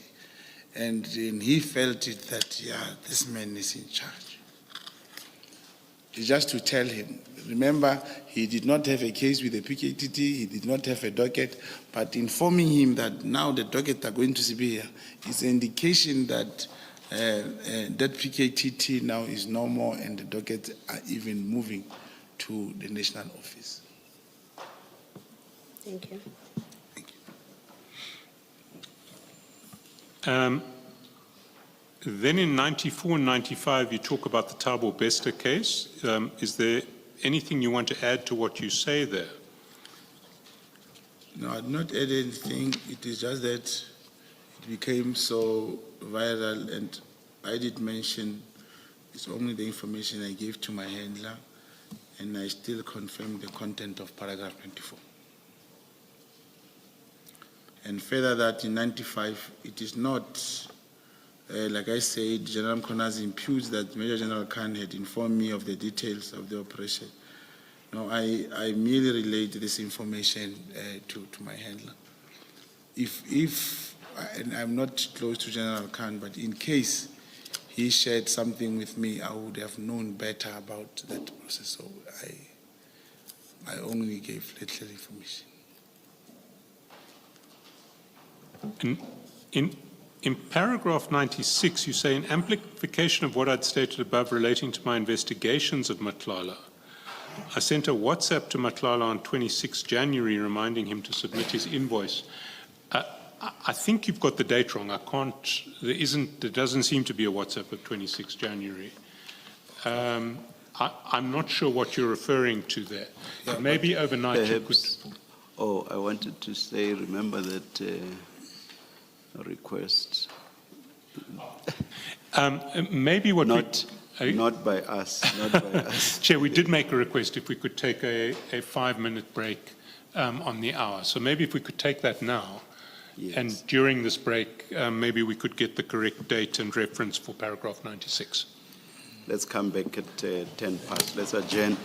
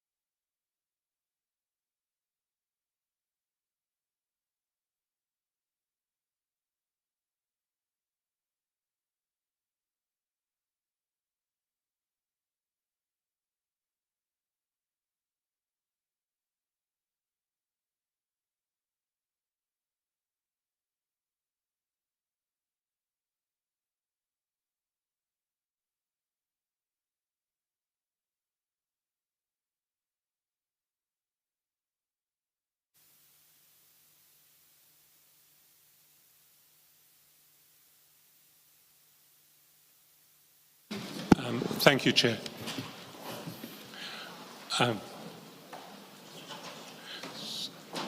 Sorry, Mr. Mogotsi, do you have the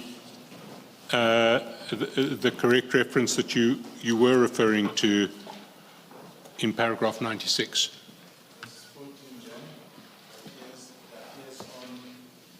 Please switch on, please switch on. It's 14 Jan. It appears on page 101, where the invoice comes. It would be the invoice at the top of the page. Sorry, the message at the top of the page on page 101. That's correct. Then on 97, you confirm sending a screenshot, and I think that's the screenshot at page 30 January at 12:31, page 110. That's the screenshot of the message of a chat between yourself and the minister. That's correct. We'll get to that later because you deal with it in, I think it's BM 10 or BM 11. And then at paragraph 98, you confirm that except for the messages that you specifically say you dispute in your statement, you accept that the other messages that we see in Annexure BM7 all the way from page 1 to 93 are authentic. That's correct. Then you proceed at paragraph 99 to deal with the topics that we asked you to address. Mr. Matlala, you don't add to what you've said already. Likewise, Minister Mchunu. Your relationship and details of communications on WhatsApp or Signal with Mr. Nkabinde, you address in 99.21. Can you tell the Commission about that, your relationship with Mr. Nkabinde and your communications on WhatsApp or Signal with him? Yes, it's at all relevant times I would speak to Nkabinde, and in most of the time when I could not reach Comrade Senzo Mchunu, it is when I would speak to the Chief of Staff.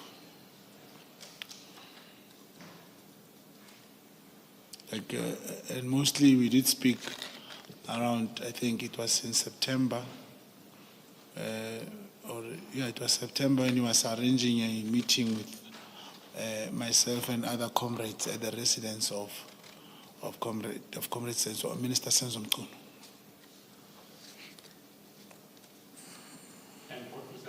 And what was that meeting about? ANC meeting with ANC members from my province. And that would be the Northwest? Yes, that's correct. And you met at the Minister's house in Pretoria or in Mpangeni? In Pretoria, in Pretoria.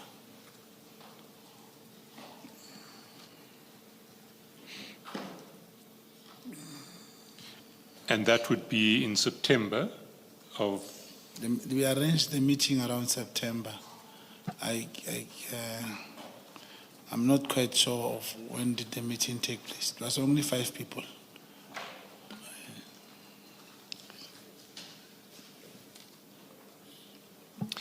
And apart from arrangements in relation to this meeting, what contact did you have with Mr. Nkabinde? I would only call Mr. Nkabinde in instances when I could not reach the minister. Nothing else.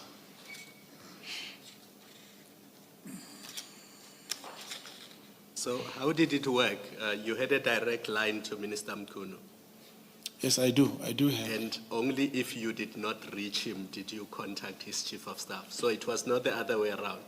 No, it was not the other way around. I would contact, but usually, you know. I'm sorry, there'll probably be problems with the transcription. Can you please repeat your question? Mr. Mogotsi, maybe you're not used to this, so you'll see when I'm done. Wait for me to finish and then you can answer. It's not your fault. I know you're not used to this. Don't worry. The question I was asking is, you had a direct line to the minister, you said yes. So my next question was, it was not the case that when you needed to speak to the minister, you would call his chief of staff first. The way you did it was you would call the minister, and only if you could not reach him, then you call the chief of staff. Yes, on particular days, all members of whether parliament, ministers, all of them, there's something called ANC Day. On ANC Day, it's obviously open for Minister Senzo Mchunu to call him. I would call him specifically on that day. But if he could not answer on that day, this is when I'll check the chief of staff and he say, you know, he's in the constituency work or he's with the branch elsewhere. But only on ANC work, on ANC Day, I would call the minister, not randomly every day. Thank you. And how often did you end up communicating with the chief of staff? Often, in which sense, Commissioner? How many calls have you exchanged with him? How many WhatsApps have you exchanged with him? I cannot remember. Are we talking about 1 or 2, 10 or 20? What kind of level of communication? Yeah, WhatsApp will not speak much. It's only on the days, not much. We'll only speak when I could not. Those are the things which I don't usually record.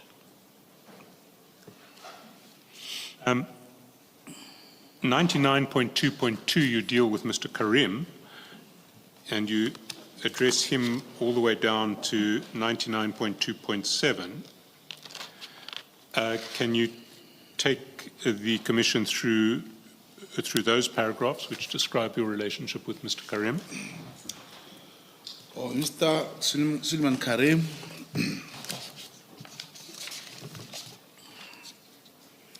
is and was always a very prominent businessman in Mahikeng. I've known him for a number of years in that capacity. I used to run a business where I distributed groceries, which I obtained on a wholesale basis from Mr. Karim, and then distribute on retail basis for profit within the larger Mahikeng community. Mr. Karim is a prominent business person within the Mahikeng society, and he has done a lot for the upliftment of especially the youth in the greater Mahikeng area. I was aware that Mr. Karim was an investor in the contract or tender awarded to Matlala by the South African Police Service, which later became contentious. Mr. Karim and I have traditionally had a very good relationship. So, sorry, I asked you to go all the way through, but can I get clarity on 99.2.3? When you say you were aware that he was an investor in the tender awarded to Mr. Matlala by the SAPS, was that something you knew independent of your undercover work in relation to Mr. Matlala, or was it something that you found out in your investigation? No, it was not from Matlala or investigation. Mr. Karim did call me to say, you know, I have invested money in this sub-tender. There's a guy, his name is Kat, and I did not tell him the role or whatever that I was doing on Kat or against Kat. And then what he wanted to find out in particular, he then said, I wish I can find out if this, I'm starting to feel that this tender is not authentic, kind of due diligence. Is there anyone that you know in SAPS who can tell us, who can confirm that this contract indeed is authentic or not? And I couldn't really find that out for him. That's when I started talking to Kat, which also opened the way for me when I spoke to Kat. But Kat, do you have appointment letter? Were you appointed? Because now As you say, they are struggling to pay you. Were you really appointed? And then Kat said, yes, of course I'm being appointed. But also, Suleiman Karim showed me the papers of investment with Kat's appointment letter. I think we met in Mahikeng. He was showing me that this is how he was appointed. And I also said, I believe this is authentic. It looked very authentic. Sorry, I didn't hear that last statement of yours. It looked very authentic, but remember, I never said to Suleiman Karim that it was General Sibia who gave me the contact number of the service provider. But I told him, yes, it is authentic, because I could see the same tender which I was having some investigations on. And when you say he showed you the papers of investment, what do you mean by that? Did he? The loan agreement. And what did the loan agreement involve? The amount of money invested, the terms of payment as to whenever you get paid. Let me be more specific. What was the amount invested? Or 10 million rand. 10 million. That's correct. So Mr. Karim advanced 10 million to Mr. Matlala for the purposes of this tender. That's correct. And the terms of repayment? I did not read the entire document, but part of what I saw was, as and when he gets paid, he will be paying off this money. This loan agreement is to Mr. Matlala personally or the business that got business- the tender? Or the business, the Medway tender. It was strictly for the particular tender we are referring to. Thank you.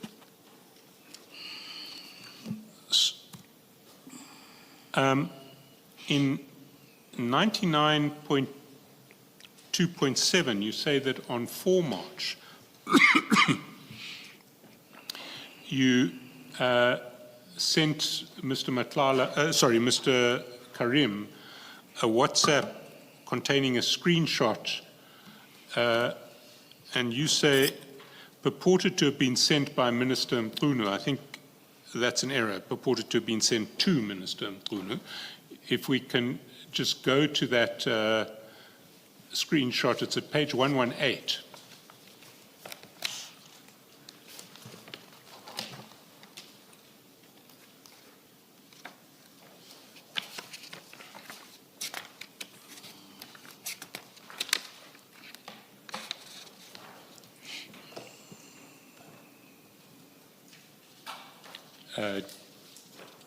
Do you have it?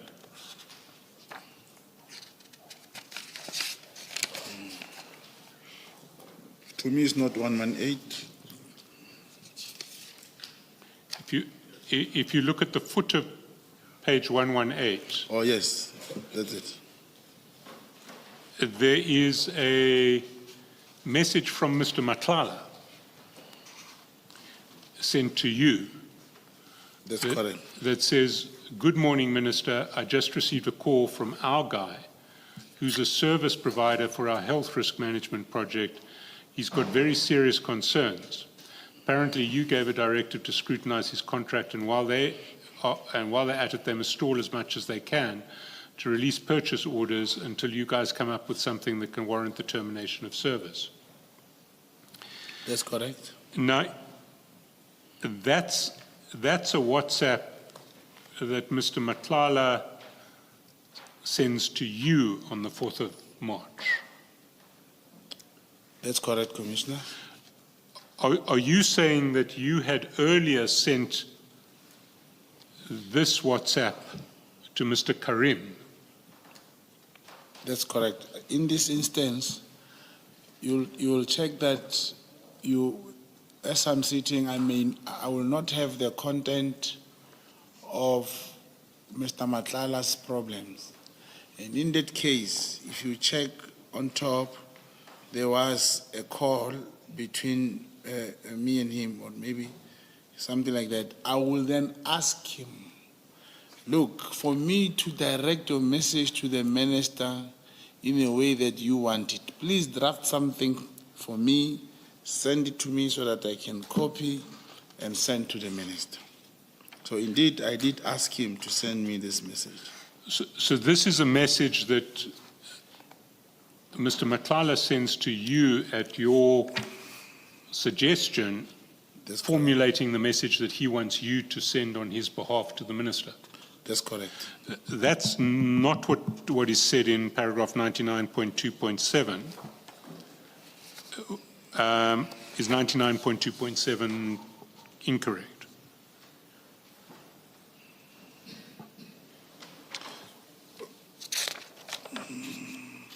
Because in 99.2.7 you talk about you sending Message to Karim. this message to Mr. Yeah. Karim. Yes. But this message, it may, I think there's a mistake with numbering here.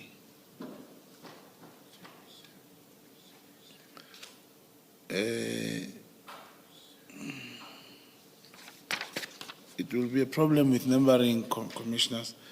What I know is that the message that I'm referring to, and on 4 March 2025, I sent Mr. Karim a message containing screenshot to have been sent by minister. It must be a signal message which I'm able to craft, like I've been saying. I wish I could be allowed to do something and bring it. It's the message that says, whatever that I will want Karim to hear, something that will make him feel okay about the response from the minister. So I believe I'll have to find the correct reference in respect of that. Okay, don't need to take it further now. Then paragraph 99.3, you respond to the various references in the chats to an iPad guy. That's correct, Commissioner. Maybe I can take them to you.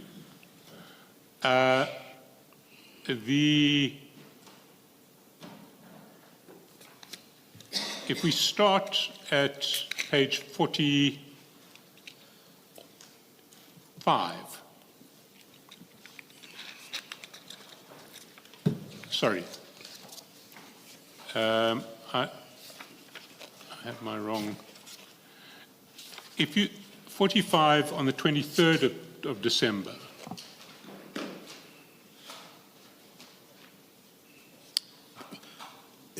You write to Mr. Matlala saying iPad guy name, and then you follow that up with, my brother, any news from iPad? And then there is an audio video call. Two, in fact. What were you interested in relation to iPad there? What was your inquiry with Mr. Matlala about? I did mention the iPad guy was someone who was known by Matlala, whom he said, remember the case was open both in Soweto and Brooklyn. He said to me he has someone in iPad who can help with investigation of these cases.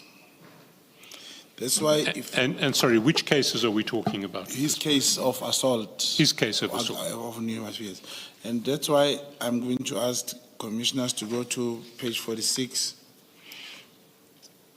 You commissioners will realize that every time it is me who ask him about the iPad and his court case, because I wanted to know in particular what is the name of this iPad guy. I did not know him. I still cannot tell who the iPad guy is. And why were you interested in the name of the iPad guy? That is one of the criminal network I wanted to establish, that someone can have iPad person who can do these arrests on his behalf. So you were trying to identify who Mr. Matlala had in his pay, possibly in iPad? In iPad, yes.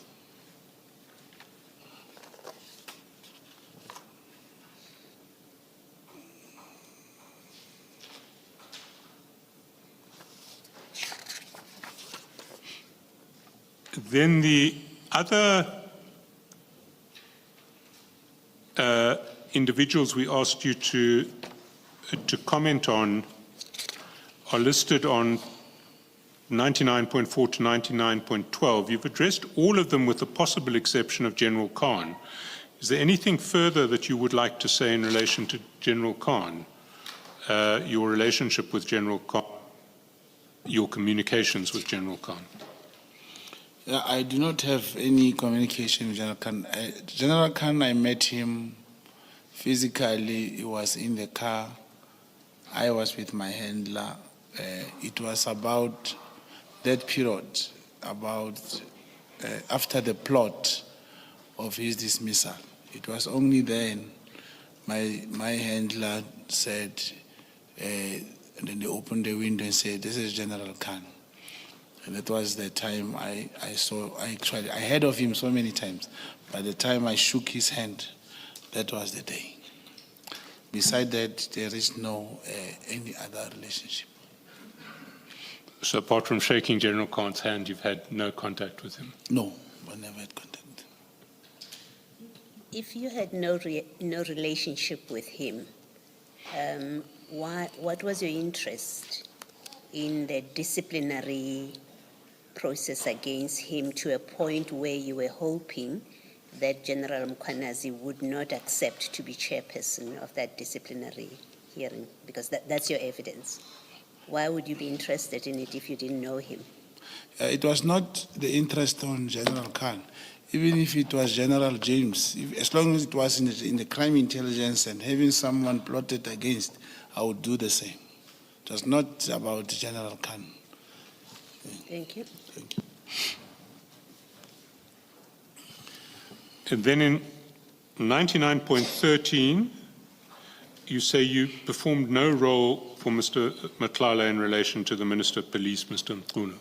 No role, that's correct. And then we deal with the signal chats. And there are 3 signal chats that you received from the Minister that you confirm. And maybe if we can take them in chronological order and start with the signal chat that you forwarded to Mr. Matlala on 27 December. That's Annexure BM9 at page 137. Can we go there?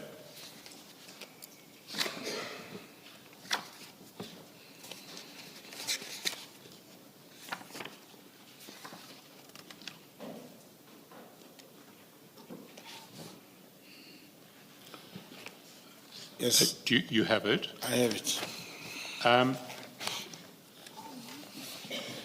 So it was forwarded to Mr. Mogotsi on the 27th of the 12th, the 27th of December.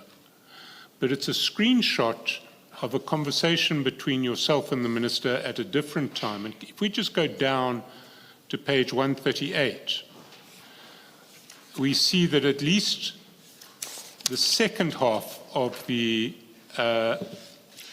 screenshot relates to the December chats on the December 23rd and December 24th. You confirm that? Yes, I confirm, Commissioners. Now, the first part of the chat, right up at page 137,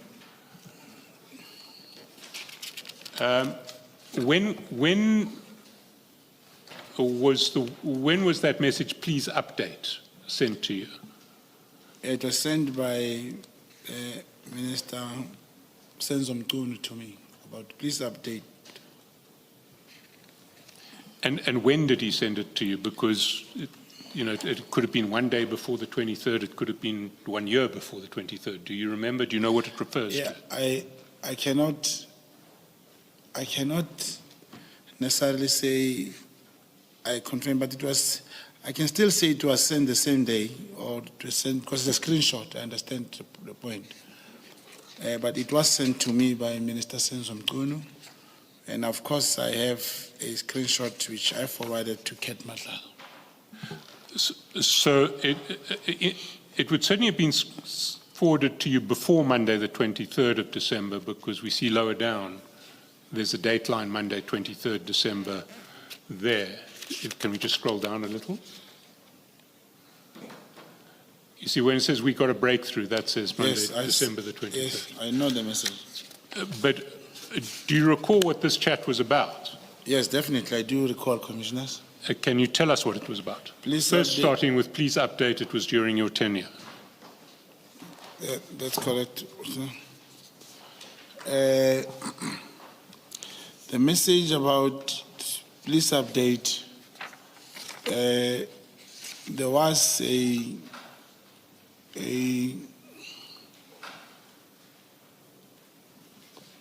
what we call in Stelfontein, Operation Volumkoti, that one in Klerksdorp.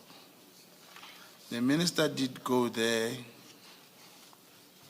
and the part where I talk about the tenure, I was referring to, we had a call, and I was trying to identify for him, because there was leaders, the leaders of community in Stelfontein.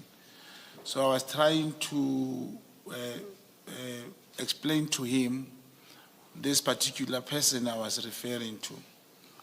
And then I said that was the time when he was speaking. That time the minister was talking, and he wanted to know an update, and I said, and if you can check even the time, this time came after we have spoken, when I said during your tenure. The update was that Stelfontein matter about the arrest, whatever that was happening in Stelfontein. But when I say it was... And is that the arrest you told us about earlier, the operation with the Sun City docket and... No. No. That was the Stilfontein, the Zamazamas. He went there Okay. many times. But the police update, and it was your tenure, it's not the same message. I was not responding to police update. If you check the time, he sent me 1:45 Then we spoke on WhatsApp about something that I think it will appear in one of the messages about this endeavor. And that's when I said during your tenure. Mari, please update, he wanted, because I called him. I did not respond to him here. I called him to say they are not yet arrested. It was about the kingpin of the Zamazamas who ran away from custody, because it was the meeting that he held. He had a meeting with people in Stelfontein. And I said to him, and I gave him that the man was not yet arrested. I updated him on the WhatsApp. I called him. But this message about it was during your tenure is not a response to this. This I just sent it. I just sent responding to something else, which we spoke about telephonically, verbally. This first part of the message, which you say was about the arrest, you say this one had to do with Operation Volumkoti, where you say he says that please one, update. Yeah, about the arrest was in Volumkoti, yes. Why would you want an update about an arrest from you when this is a police matter? No. Commissioners, there's no way if you want an update about arrest, then I could tell him about his tenure. The tenure was something else that we spoke about. It will come up in the other meeting. The evidence leader go there, or I will go there. No, before you do that, I'm not asking you about the tenure. I'm not asking you about that Oh, yes, message. the update you wanted to know. You've just said that question about please update related to arrests to do with the Operation Volumkoti, right? Am I representing your evidence correctly? That's correct. Okay. So my question is, if the minister wants to know whether there's been an arrest In Volum- relating to an operation of Volumkoti, why would he ask you when it is a police matter and he's got police who report to him who are dealing with it? Yeah, if you check the message, like I said, there was a community meeting in Stelfontein where there was community members, CPF people who were involved. And he thought I would have known better because I was interacting with those people. Just to say the person who ran away, because they were saying the community was going to look and hunt till they find him. So he just thought I would have had first-hand information because I was in Klerksdorp that time. So you would have first-hand information about an arrest ahead of the police. Yes. So you would have first-hand ahead of the police. Not necessarily the police. As a civilian, you know, if the community decide to look for a person intending to effect probably, I would say, a civilian arrest or of some sort. But it was the community which was saying, this man must be arrested. They kept on saying, and they were roaming all over to leak. So it was relevant for him to ask me that, what he was trying to say, did the community arrest this person? Because the community was looking for him. That's good. Thank you. Then when you write back to him on the 23rd of December saying we got a breakthrough, there are then 2 calls from him to you. Yes. What was the breakthrough you were talking about? You see, now this is again a different thing.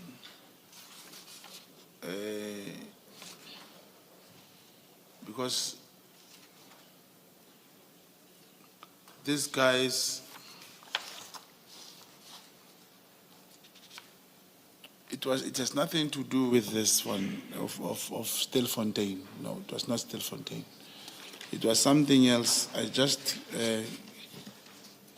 cannot remember what was that breakthrough, but it was not the Stilfontein. Neither was it anything to do with politics. I can't remember what this message, but I did send this message. It came from me to Minister Senzo. There's nothing to do with the police or Stilfontein. But if you go down a page, well, not down a page, just over the page to Tuesday, December the 24th, the minister asks you, was the arrest effected? Yes, but this is the same question Commissioner did ask me now about the arrest in Stilfontein.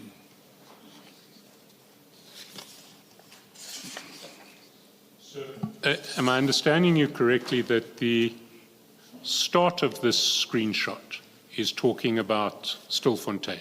Yes. Please update, it was during your tenure. Yes, during your tenure, it's not Stilfontein again. It's not Stilfontein. The tenure, no. No. Something Okay. else, So yes. please update sometime before the Monday. Then there's some calls which you say were about Stilfontein. The outgoing calls, you calling the minister.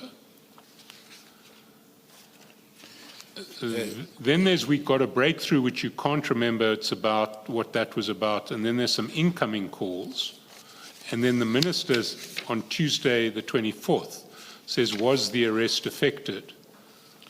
And that is about Stilfontein. That's about Stilfontein. And we can't, you clearly replied to it because you can see the top of what would be a signal response, but we don't see what you said. You know, Commissioner, you know, it is really natural for one not to capture everything. But if I remember, I can recall something in Stilfontein. There were police officers who were somehow subjected to disciplinary processes, but I never spoke to the minister about that. Those who were charged for letting the kingpin run away and stuff like that.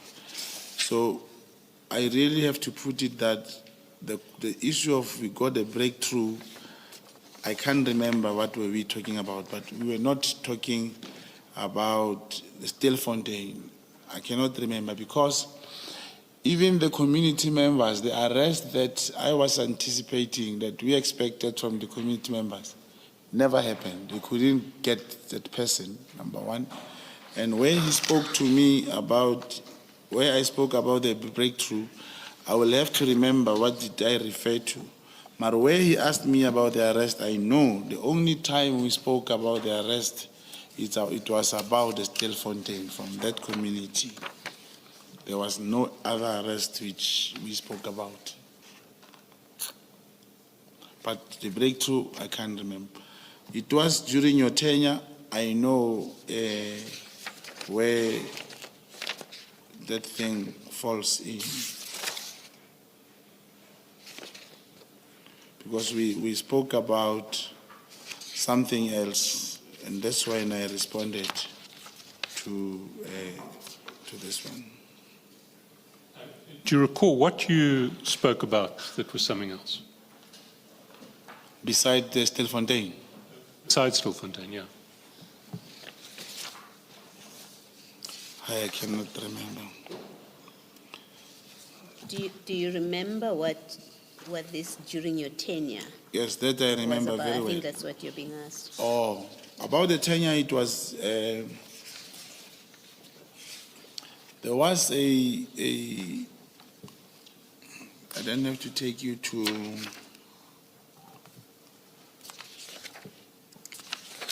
this message. May I look for that part, commissioners? Sorry, which message are you? That gonna speak to your tenure.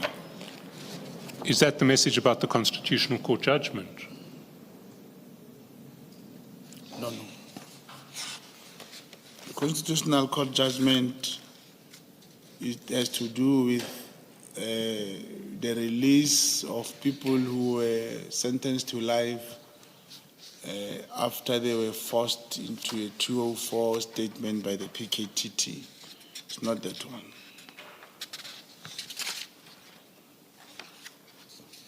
I will perhaps request the commission that I should go and make notes, and as I come tomorrow, I'll be able to find this. Let's not dwell on it now, but can I take you to the next one, which is the Constitutional Court judgment message?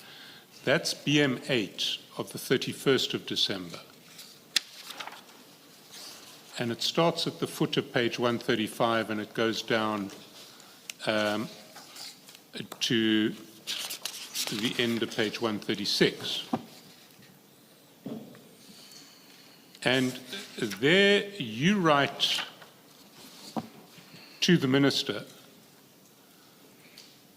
Minister, I'm going to get the case number and this judgment for you. Now we've got something proven by the court. This is the matter now which either Sabia or the Minister can charge Kumalo and apply Rule 9 of the disciplinary hearing. It took the Constitutional Court to release a man who was sentenced to life imprisonment through a forced 204 confession.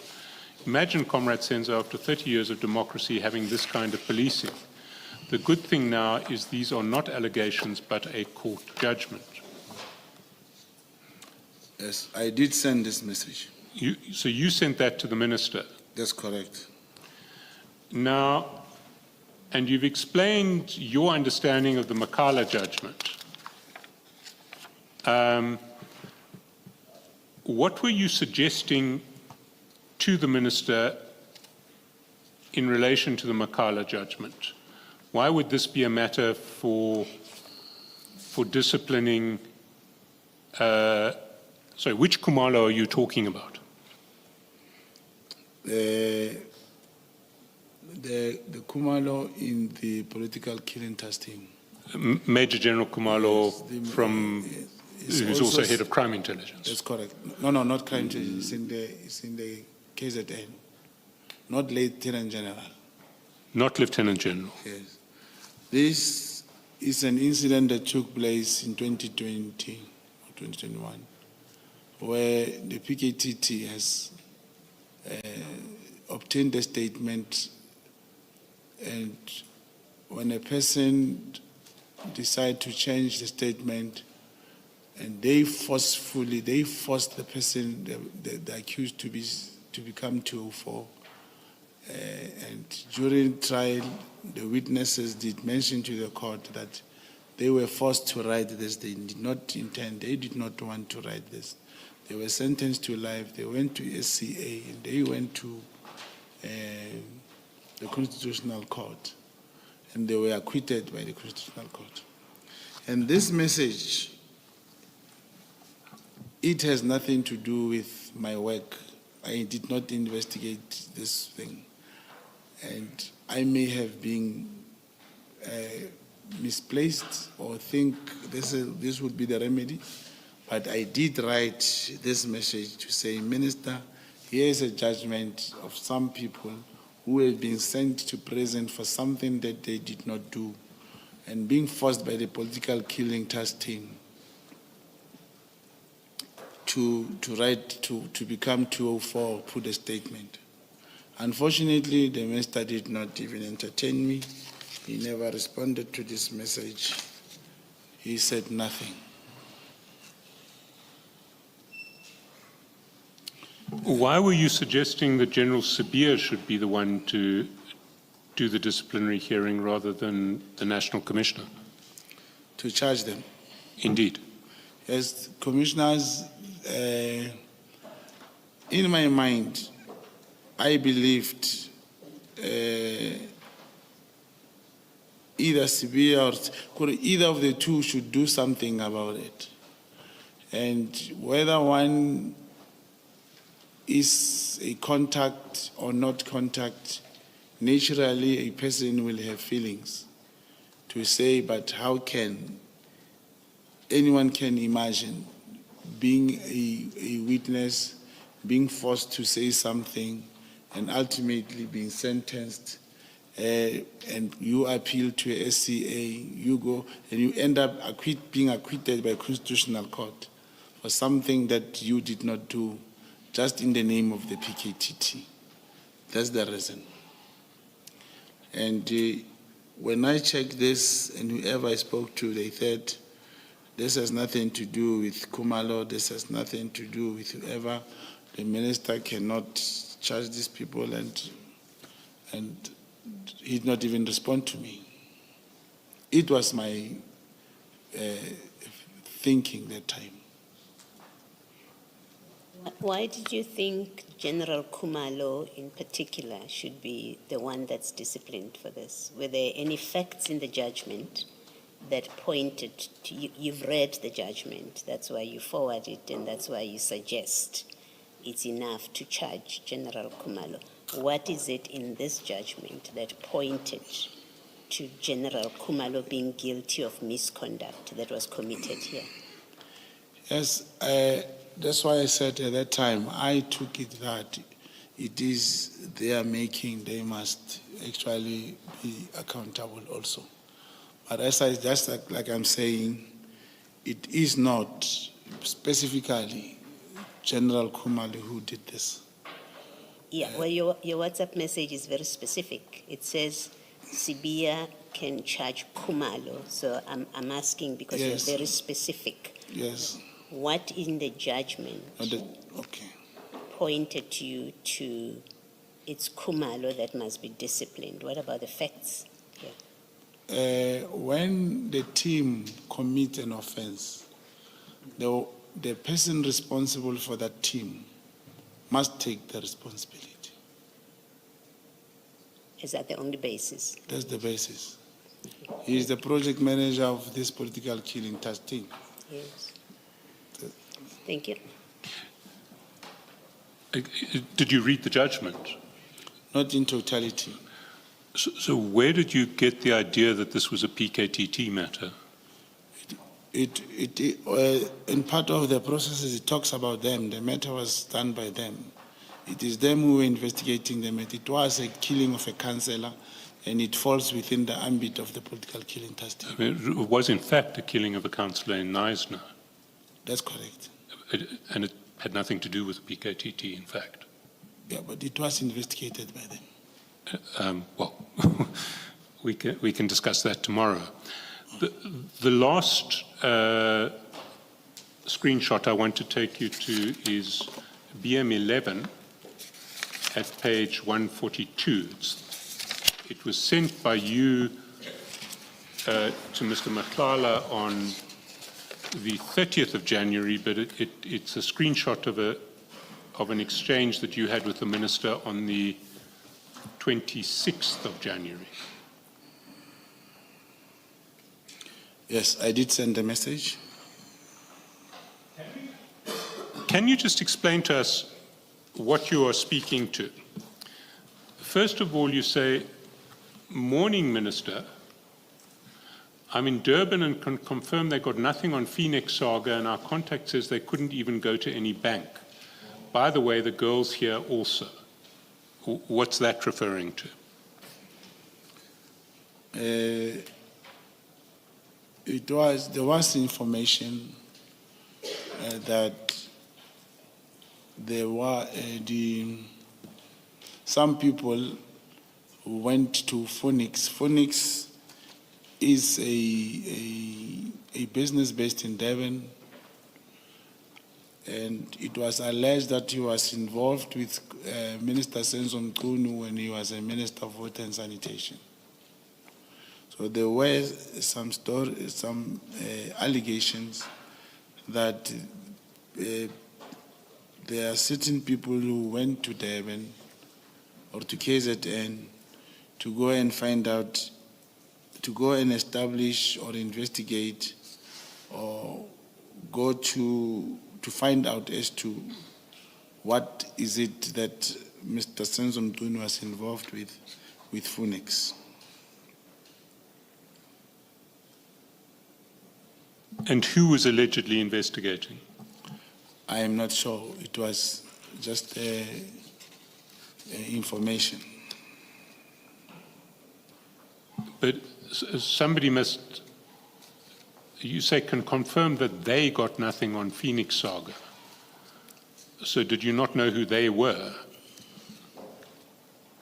No, we just heard there were two guys from Gauteng, from which organization. It was not, there was no any specific response to that. And how did you know that they got nothing?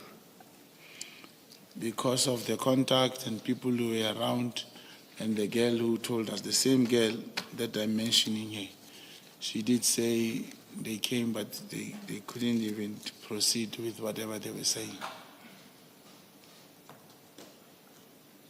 And were you mandated by the minister to look into this issue? Repeat the question, Commissioner. Were you mandated by the minister to look into this issue? No. Because I was in Devon and I heard about that, I just thought I should talk to him about it. So this was the first contact you had with him over that issue? Yes, it was the first. You mean the first time in terms of me talking to him about it? Yes. No, I did. I did talk to him over the phone, but he said there is nothing there. I don't know what they're talking about, and he never sent me. But because I was in Devon, I just thought I should check on that particular issue. Then you say tomorrow we're signing the practice notes on the Northwest PEC matter for the SCA in Pretoria with the senior counsel. The matter will be a month from tomorrow. What was that referring to? That had nothing to do with the minister. It was my program, and therefore I had to tell him that I will be in Pretoria. I was checking in case he'll be in Pretoria. Oh, so you're saying essentially to him, I've got to be in Pretoria tomorrow, so maybe if you're in Pretoria, we can meet, as it were. No, I'm just saying he should know that I will not be in Devon, I'll be in Pretoria. I hear it. Yes. Then, briefing. The businesswoman who'd like to assist our program also participated in BRICS cybersecurity is available to meet with the minister. Apparently you did meet before. Now, what was our program that the businesswoman wanted to assist? Oh, there is a program, and it could not even kickstart for Senzo Mchunu in the KZN. It's a charity organization. At some later stage, he felt that it should not continue. But the idea was to, in fact, even the lady was to have a charity organization for which Comrade Senzo Mchunu could work on, especially when he's home.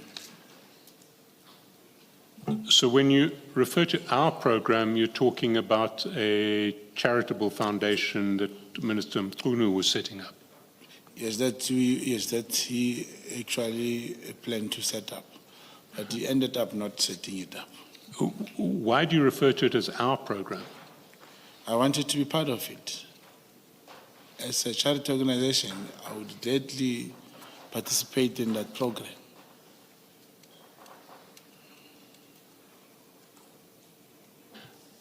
Then, under 2, the guy of the funding is also in Johannesburg from Tuesday. So the guy of the funding, brackets 20, is also in Joburg from Tuesday. He is the one I said has a 3 billion contract with SAPS. Who are you referring to there? Oh, this other guy, and there's no one who has 3 billion. It was a mistake. It's not 3 billion contract with SAPS. But who are you referring to, and what is the value of that contract? The contract was about 30 million contract with SAPS. 30 million, not 3 billion. No, not 3 billion. But who is the guy? Yeah. And that guy, I thought we could also use him for the same program, that charity organization. I was going to combine them and have one program. Sorry, but who is he? Oh, Josias. His name was Josias. Sorry, can you? Josias. Josias. Yeah. Josias, is that his first name, his surname? I can't remember his name. We were just interacting, and he said he had a contract with SAPS for 30 million, and the same applies to him. We ended up not meeting with that guy. So are you essentially suggesting to the minister here that someone who has a contract with SAPS can possibly be used as a source of funding for this charity foundation that the minister is setting up? Yeah, like I said, you can see also he did not respond, but he did not agree that we should have this person being a funder or something. It is me who said, and that's why I was very specific to outline, to confirm and kind of a declaration, but to show interest that the person has contract with SAPS, that he was also in Joburg. Then the last section of this message, which spills over the page, also meeting with the DNC and COS today in Durban for finalization of Khumalo and General Mkhonazi's matters. What does that refer to? Yes, with this whole thing, commissioners,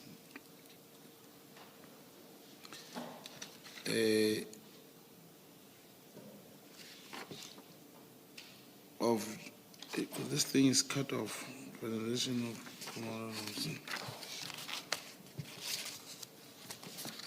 yes, also that message I sent is true. It's number 3, under number 2. Yes, also it's under number 2.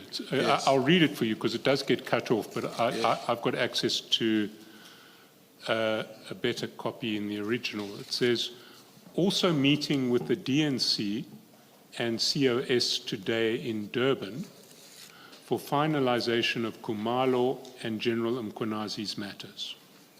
Yes.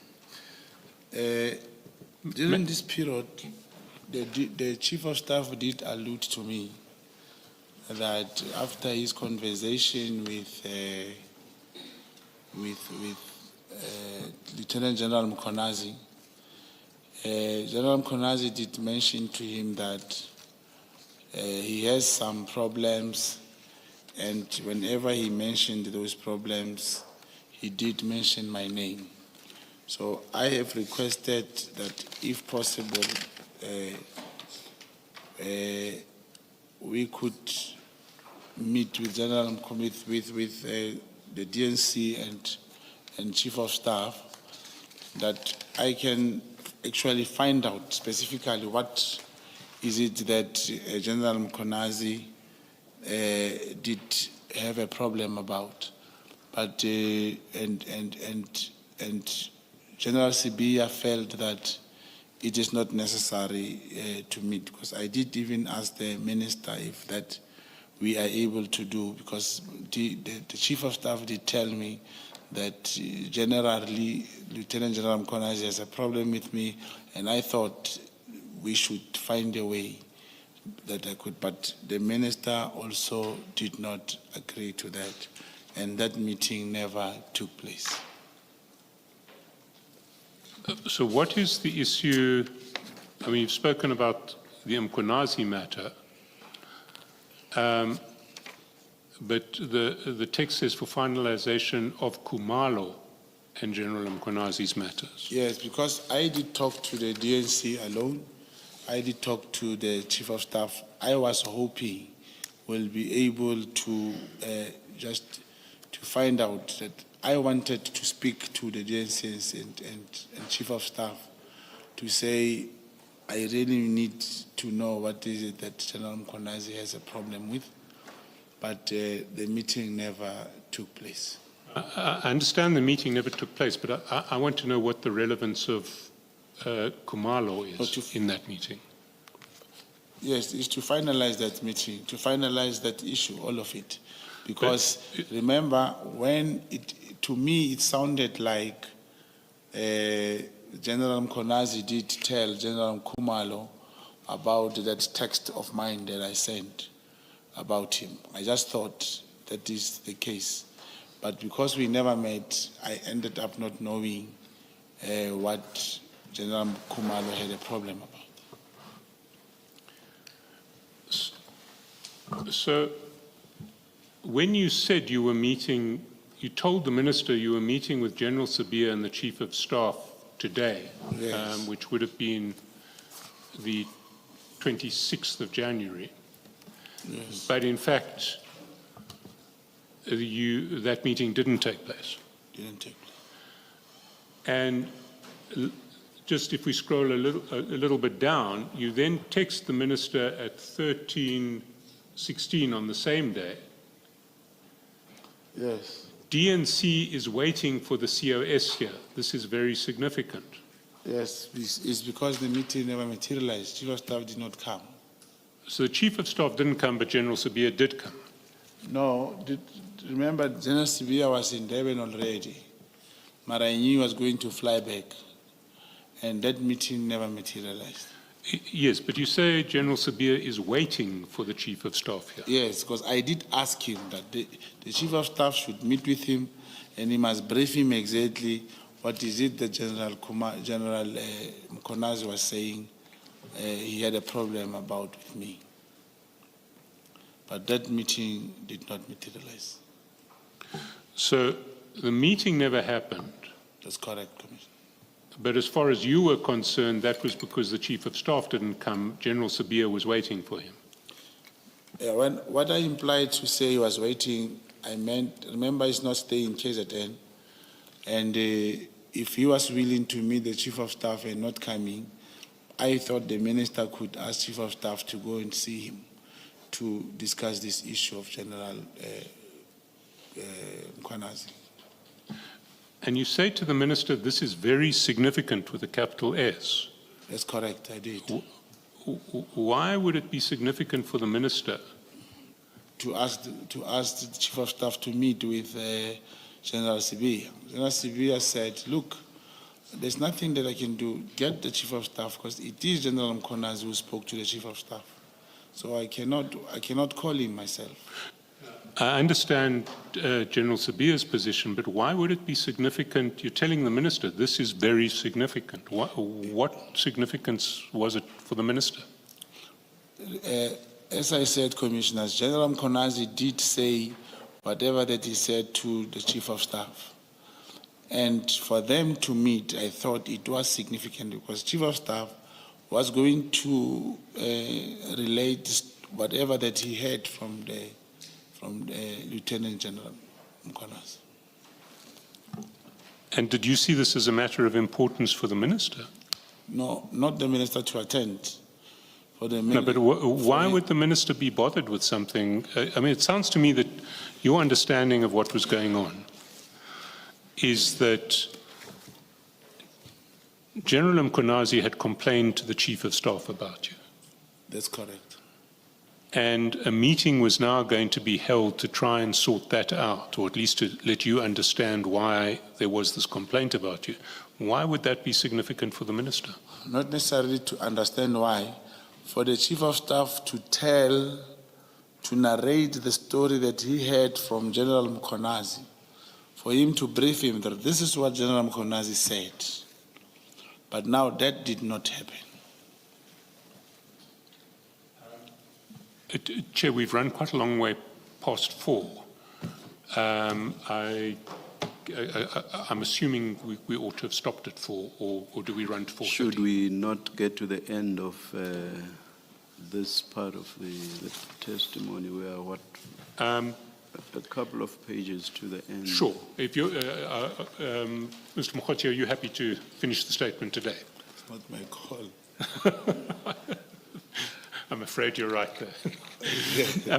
Let's proceed. It's not going to take long. So the last screenshot that we see is BM10 on 31st of January at page 140.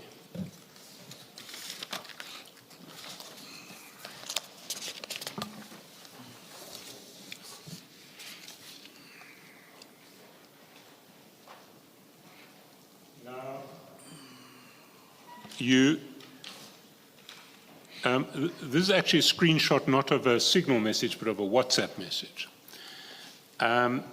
which was forwarded from you to Mr. Matlala on the 31st of January at 12:34. Now, you say in 99.15 that this is a screenshot of a message which I fabricated and then on-sent to Matlala as if I've received this from the Minister Mchunu. In fact, it's as if you'd received it from, I think, the Chief of Staff, because I think Senzo Chief is the Chief of Staff, which I did not. But I wanted to create the impression with Matlala that this was the position.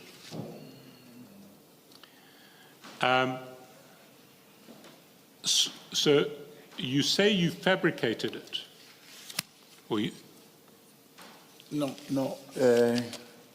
I fabricated the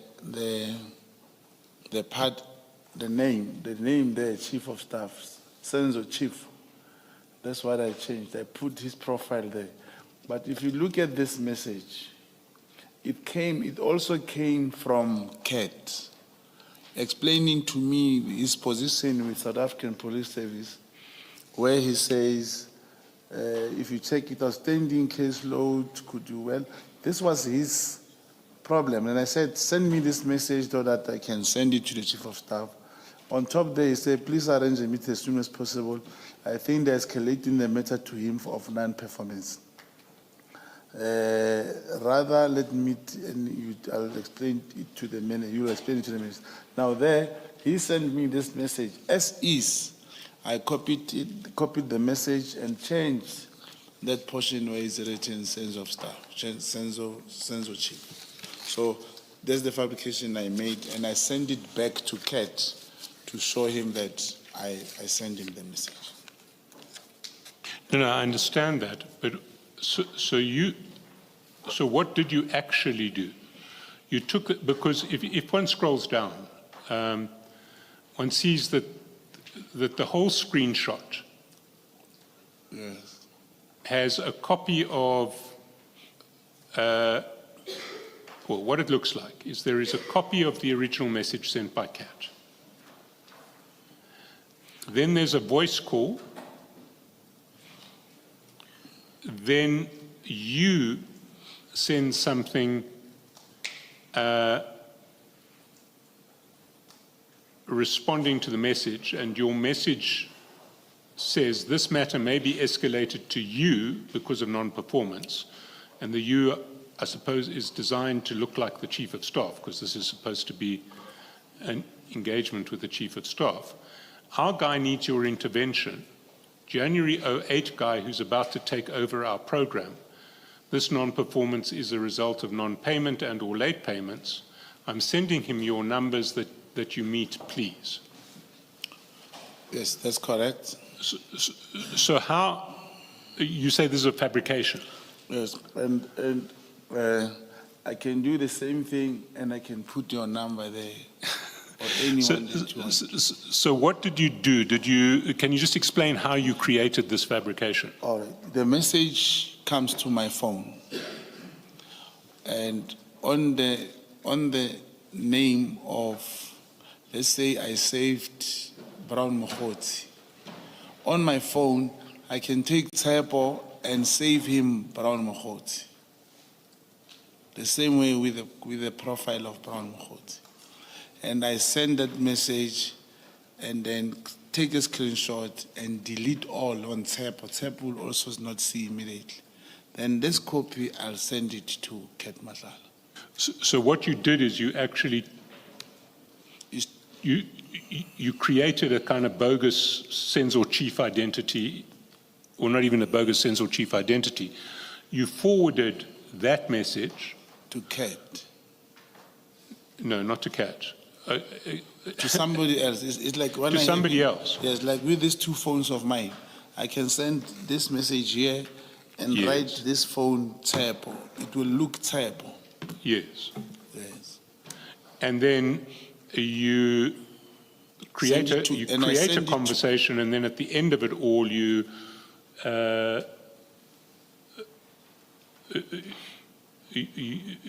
you photo you put Senzo Chief in, or have you created a false Senzo Chief to have the conversation with in the first place? As you create your own sense of chief.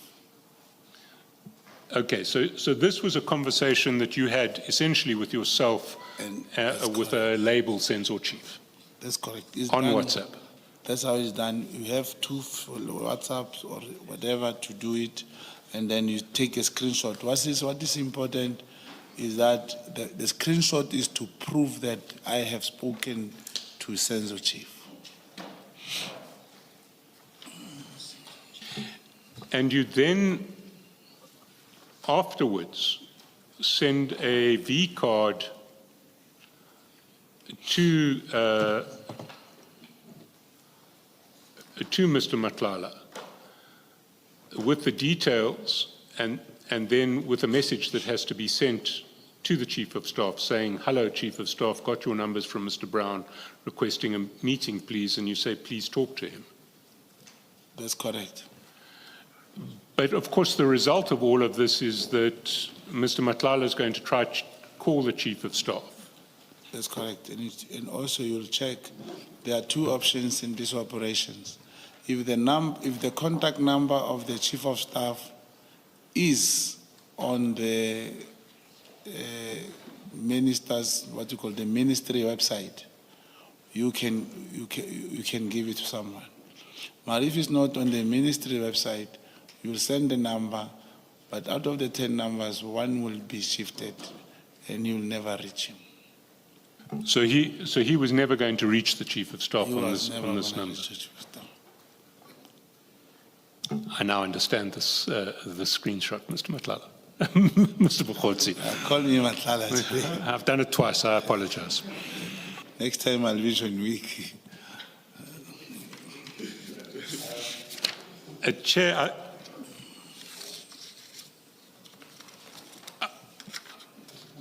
99.17, maybe if you could just quickly run through the rest of the statement from 99.17 to 101, just to indicate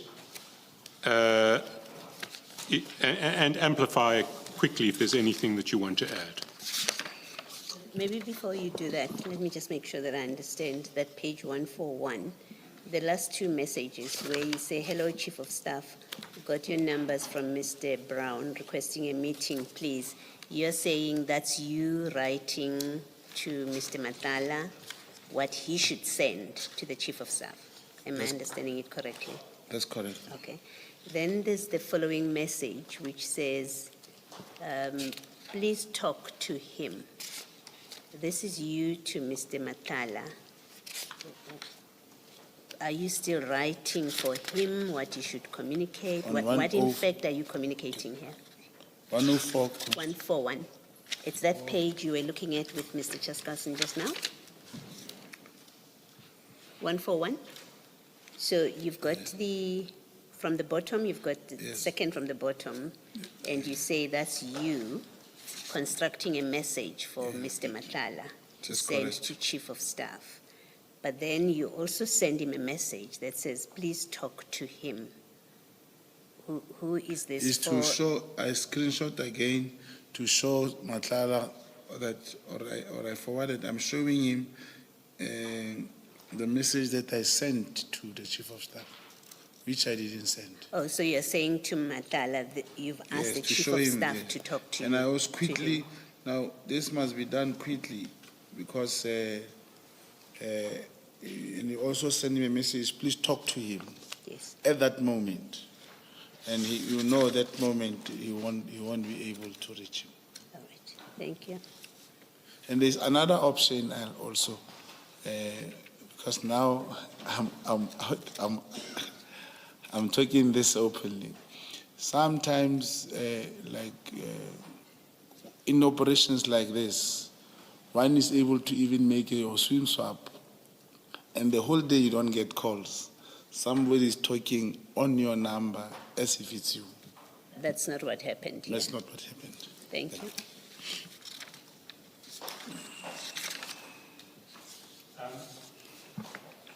Then, Mr. Mogotsi, can you take us from 9917 through to the end of the statement? The sub-document forwarded to Matlala was received by me through various sources within my network, which I recruited as a contact agent working for crime intelligence. I'm not at liberty to disclose the source identity, mindful of the repercussions that may follow. The information in each message contained information concerning crime intelligence that you forwarded to Matlala.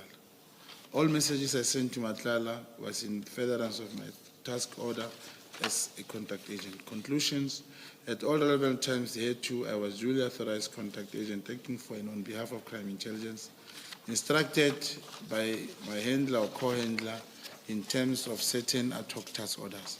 I was privy to documents and information being a contact agent with a vast network of information gathering sources.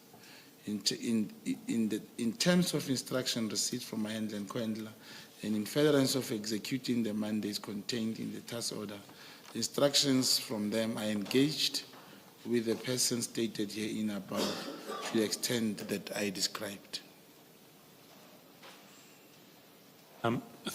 Thanks, Mr. Mogotsi. Is there anything you would want to add to the statement before we pick up tomorrow when you'll be questioned on it?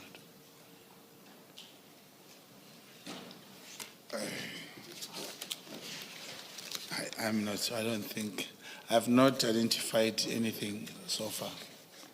But I did mention in the statement somewhere that should there be a necessity for any supplementary, I believe I will be somehow allowed to, or I'll make that request to bring any supplementary.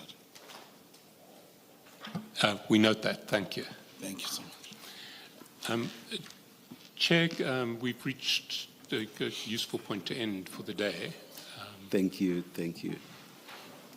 Mr. Mogotsi, see you tomorrow morning at 9:30. Let us adjourn.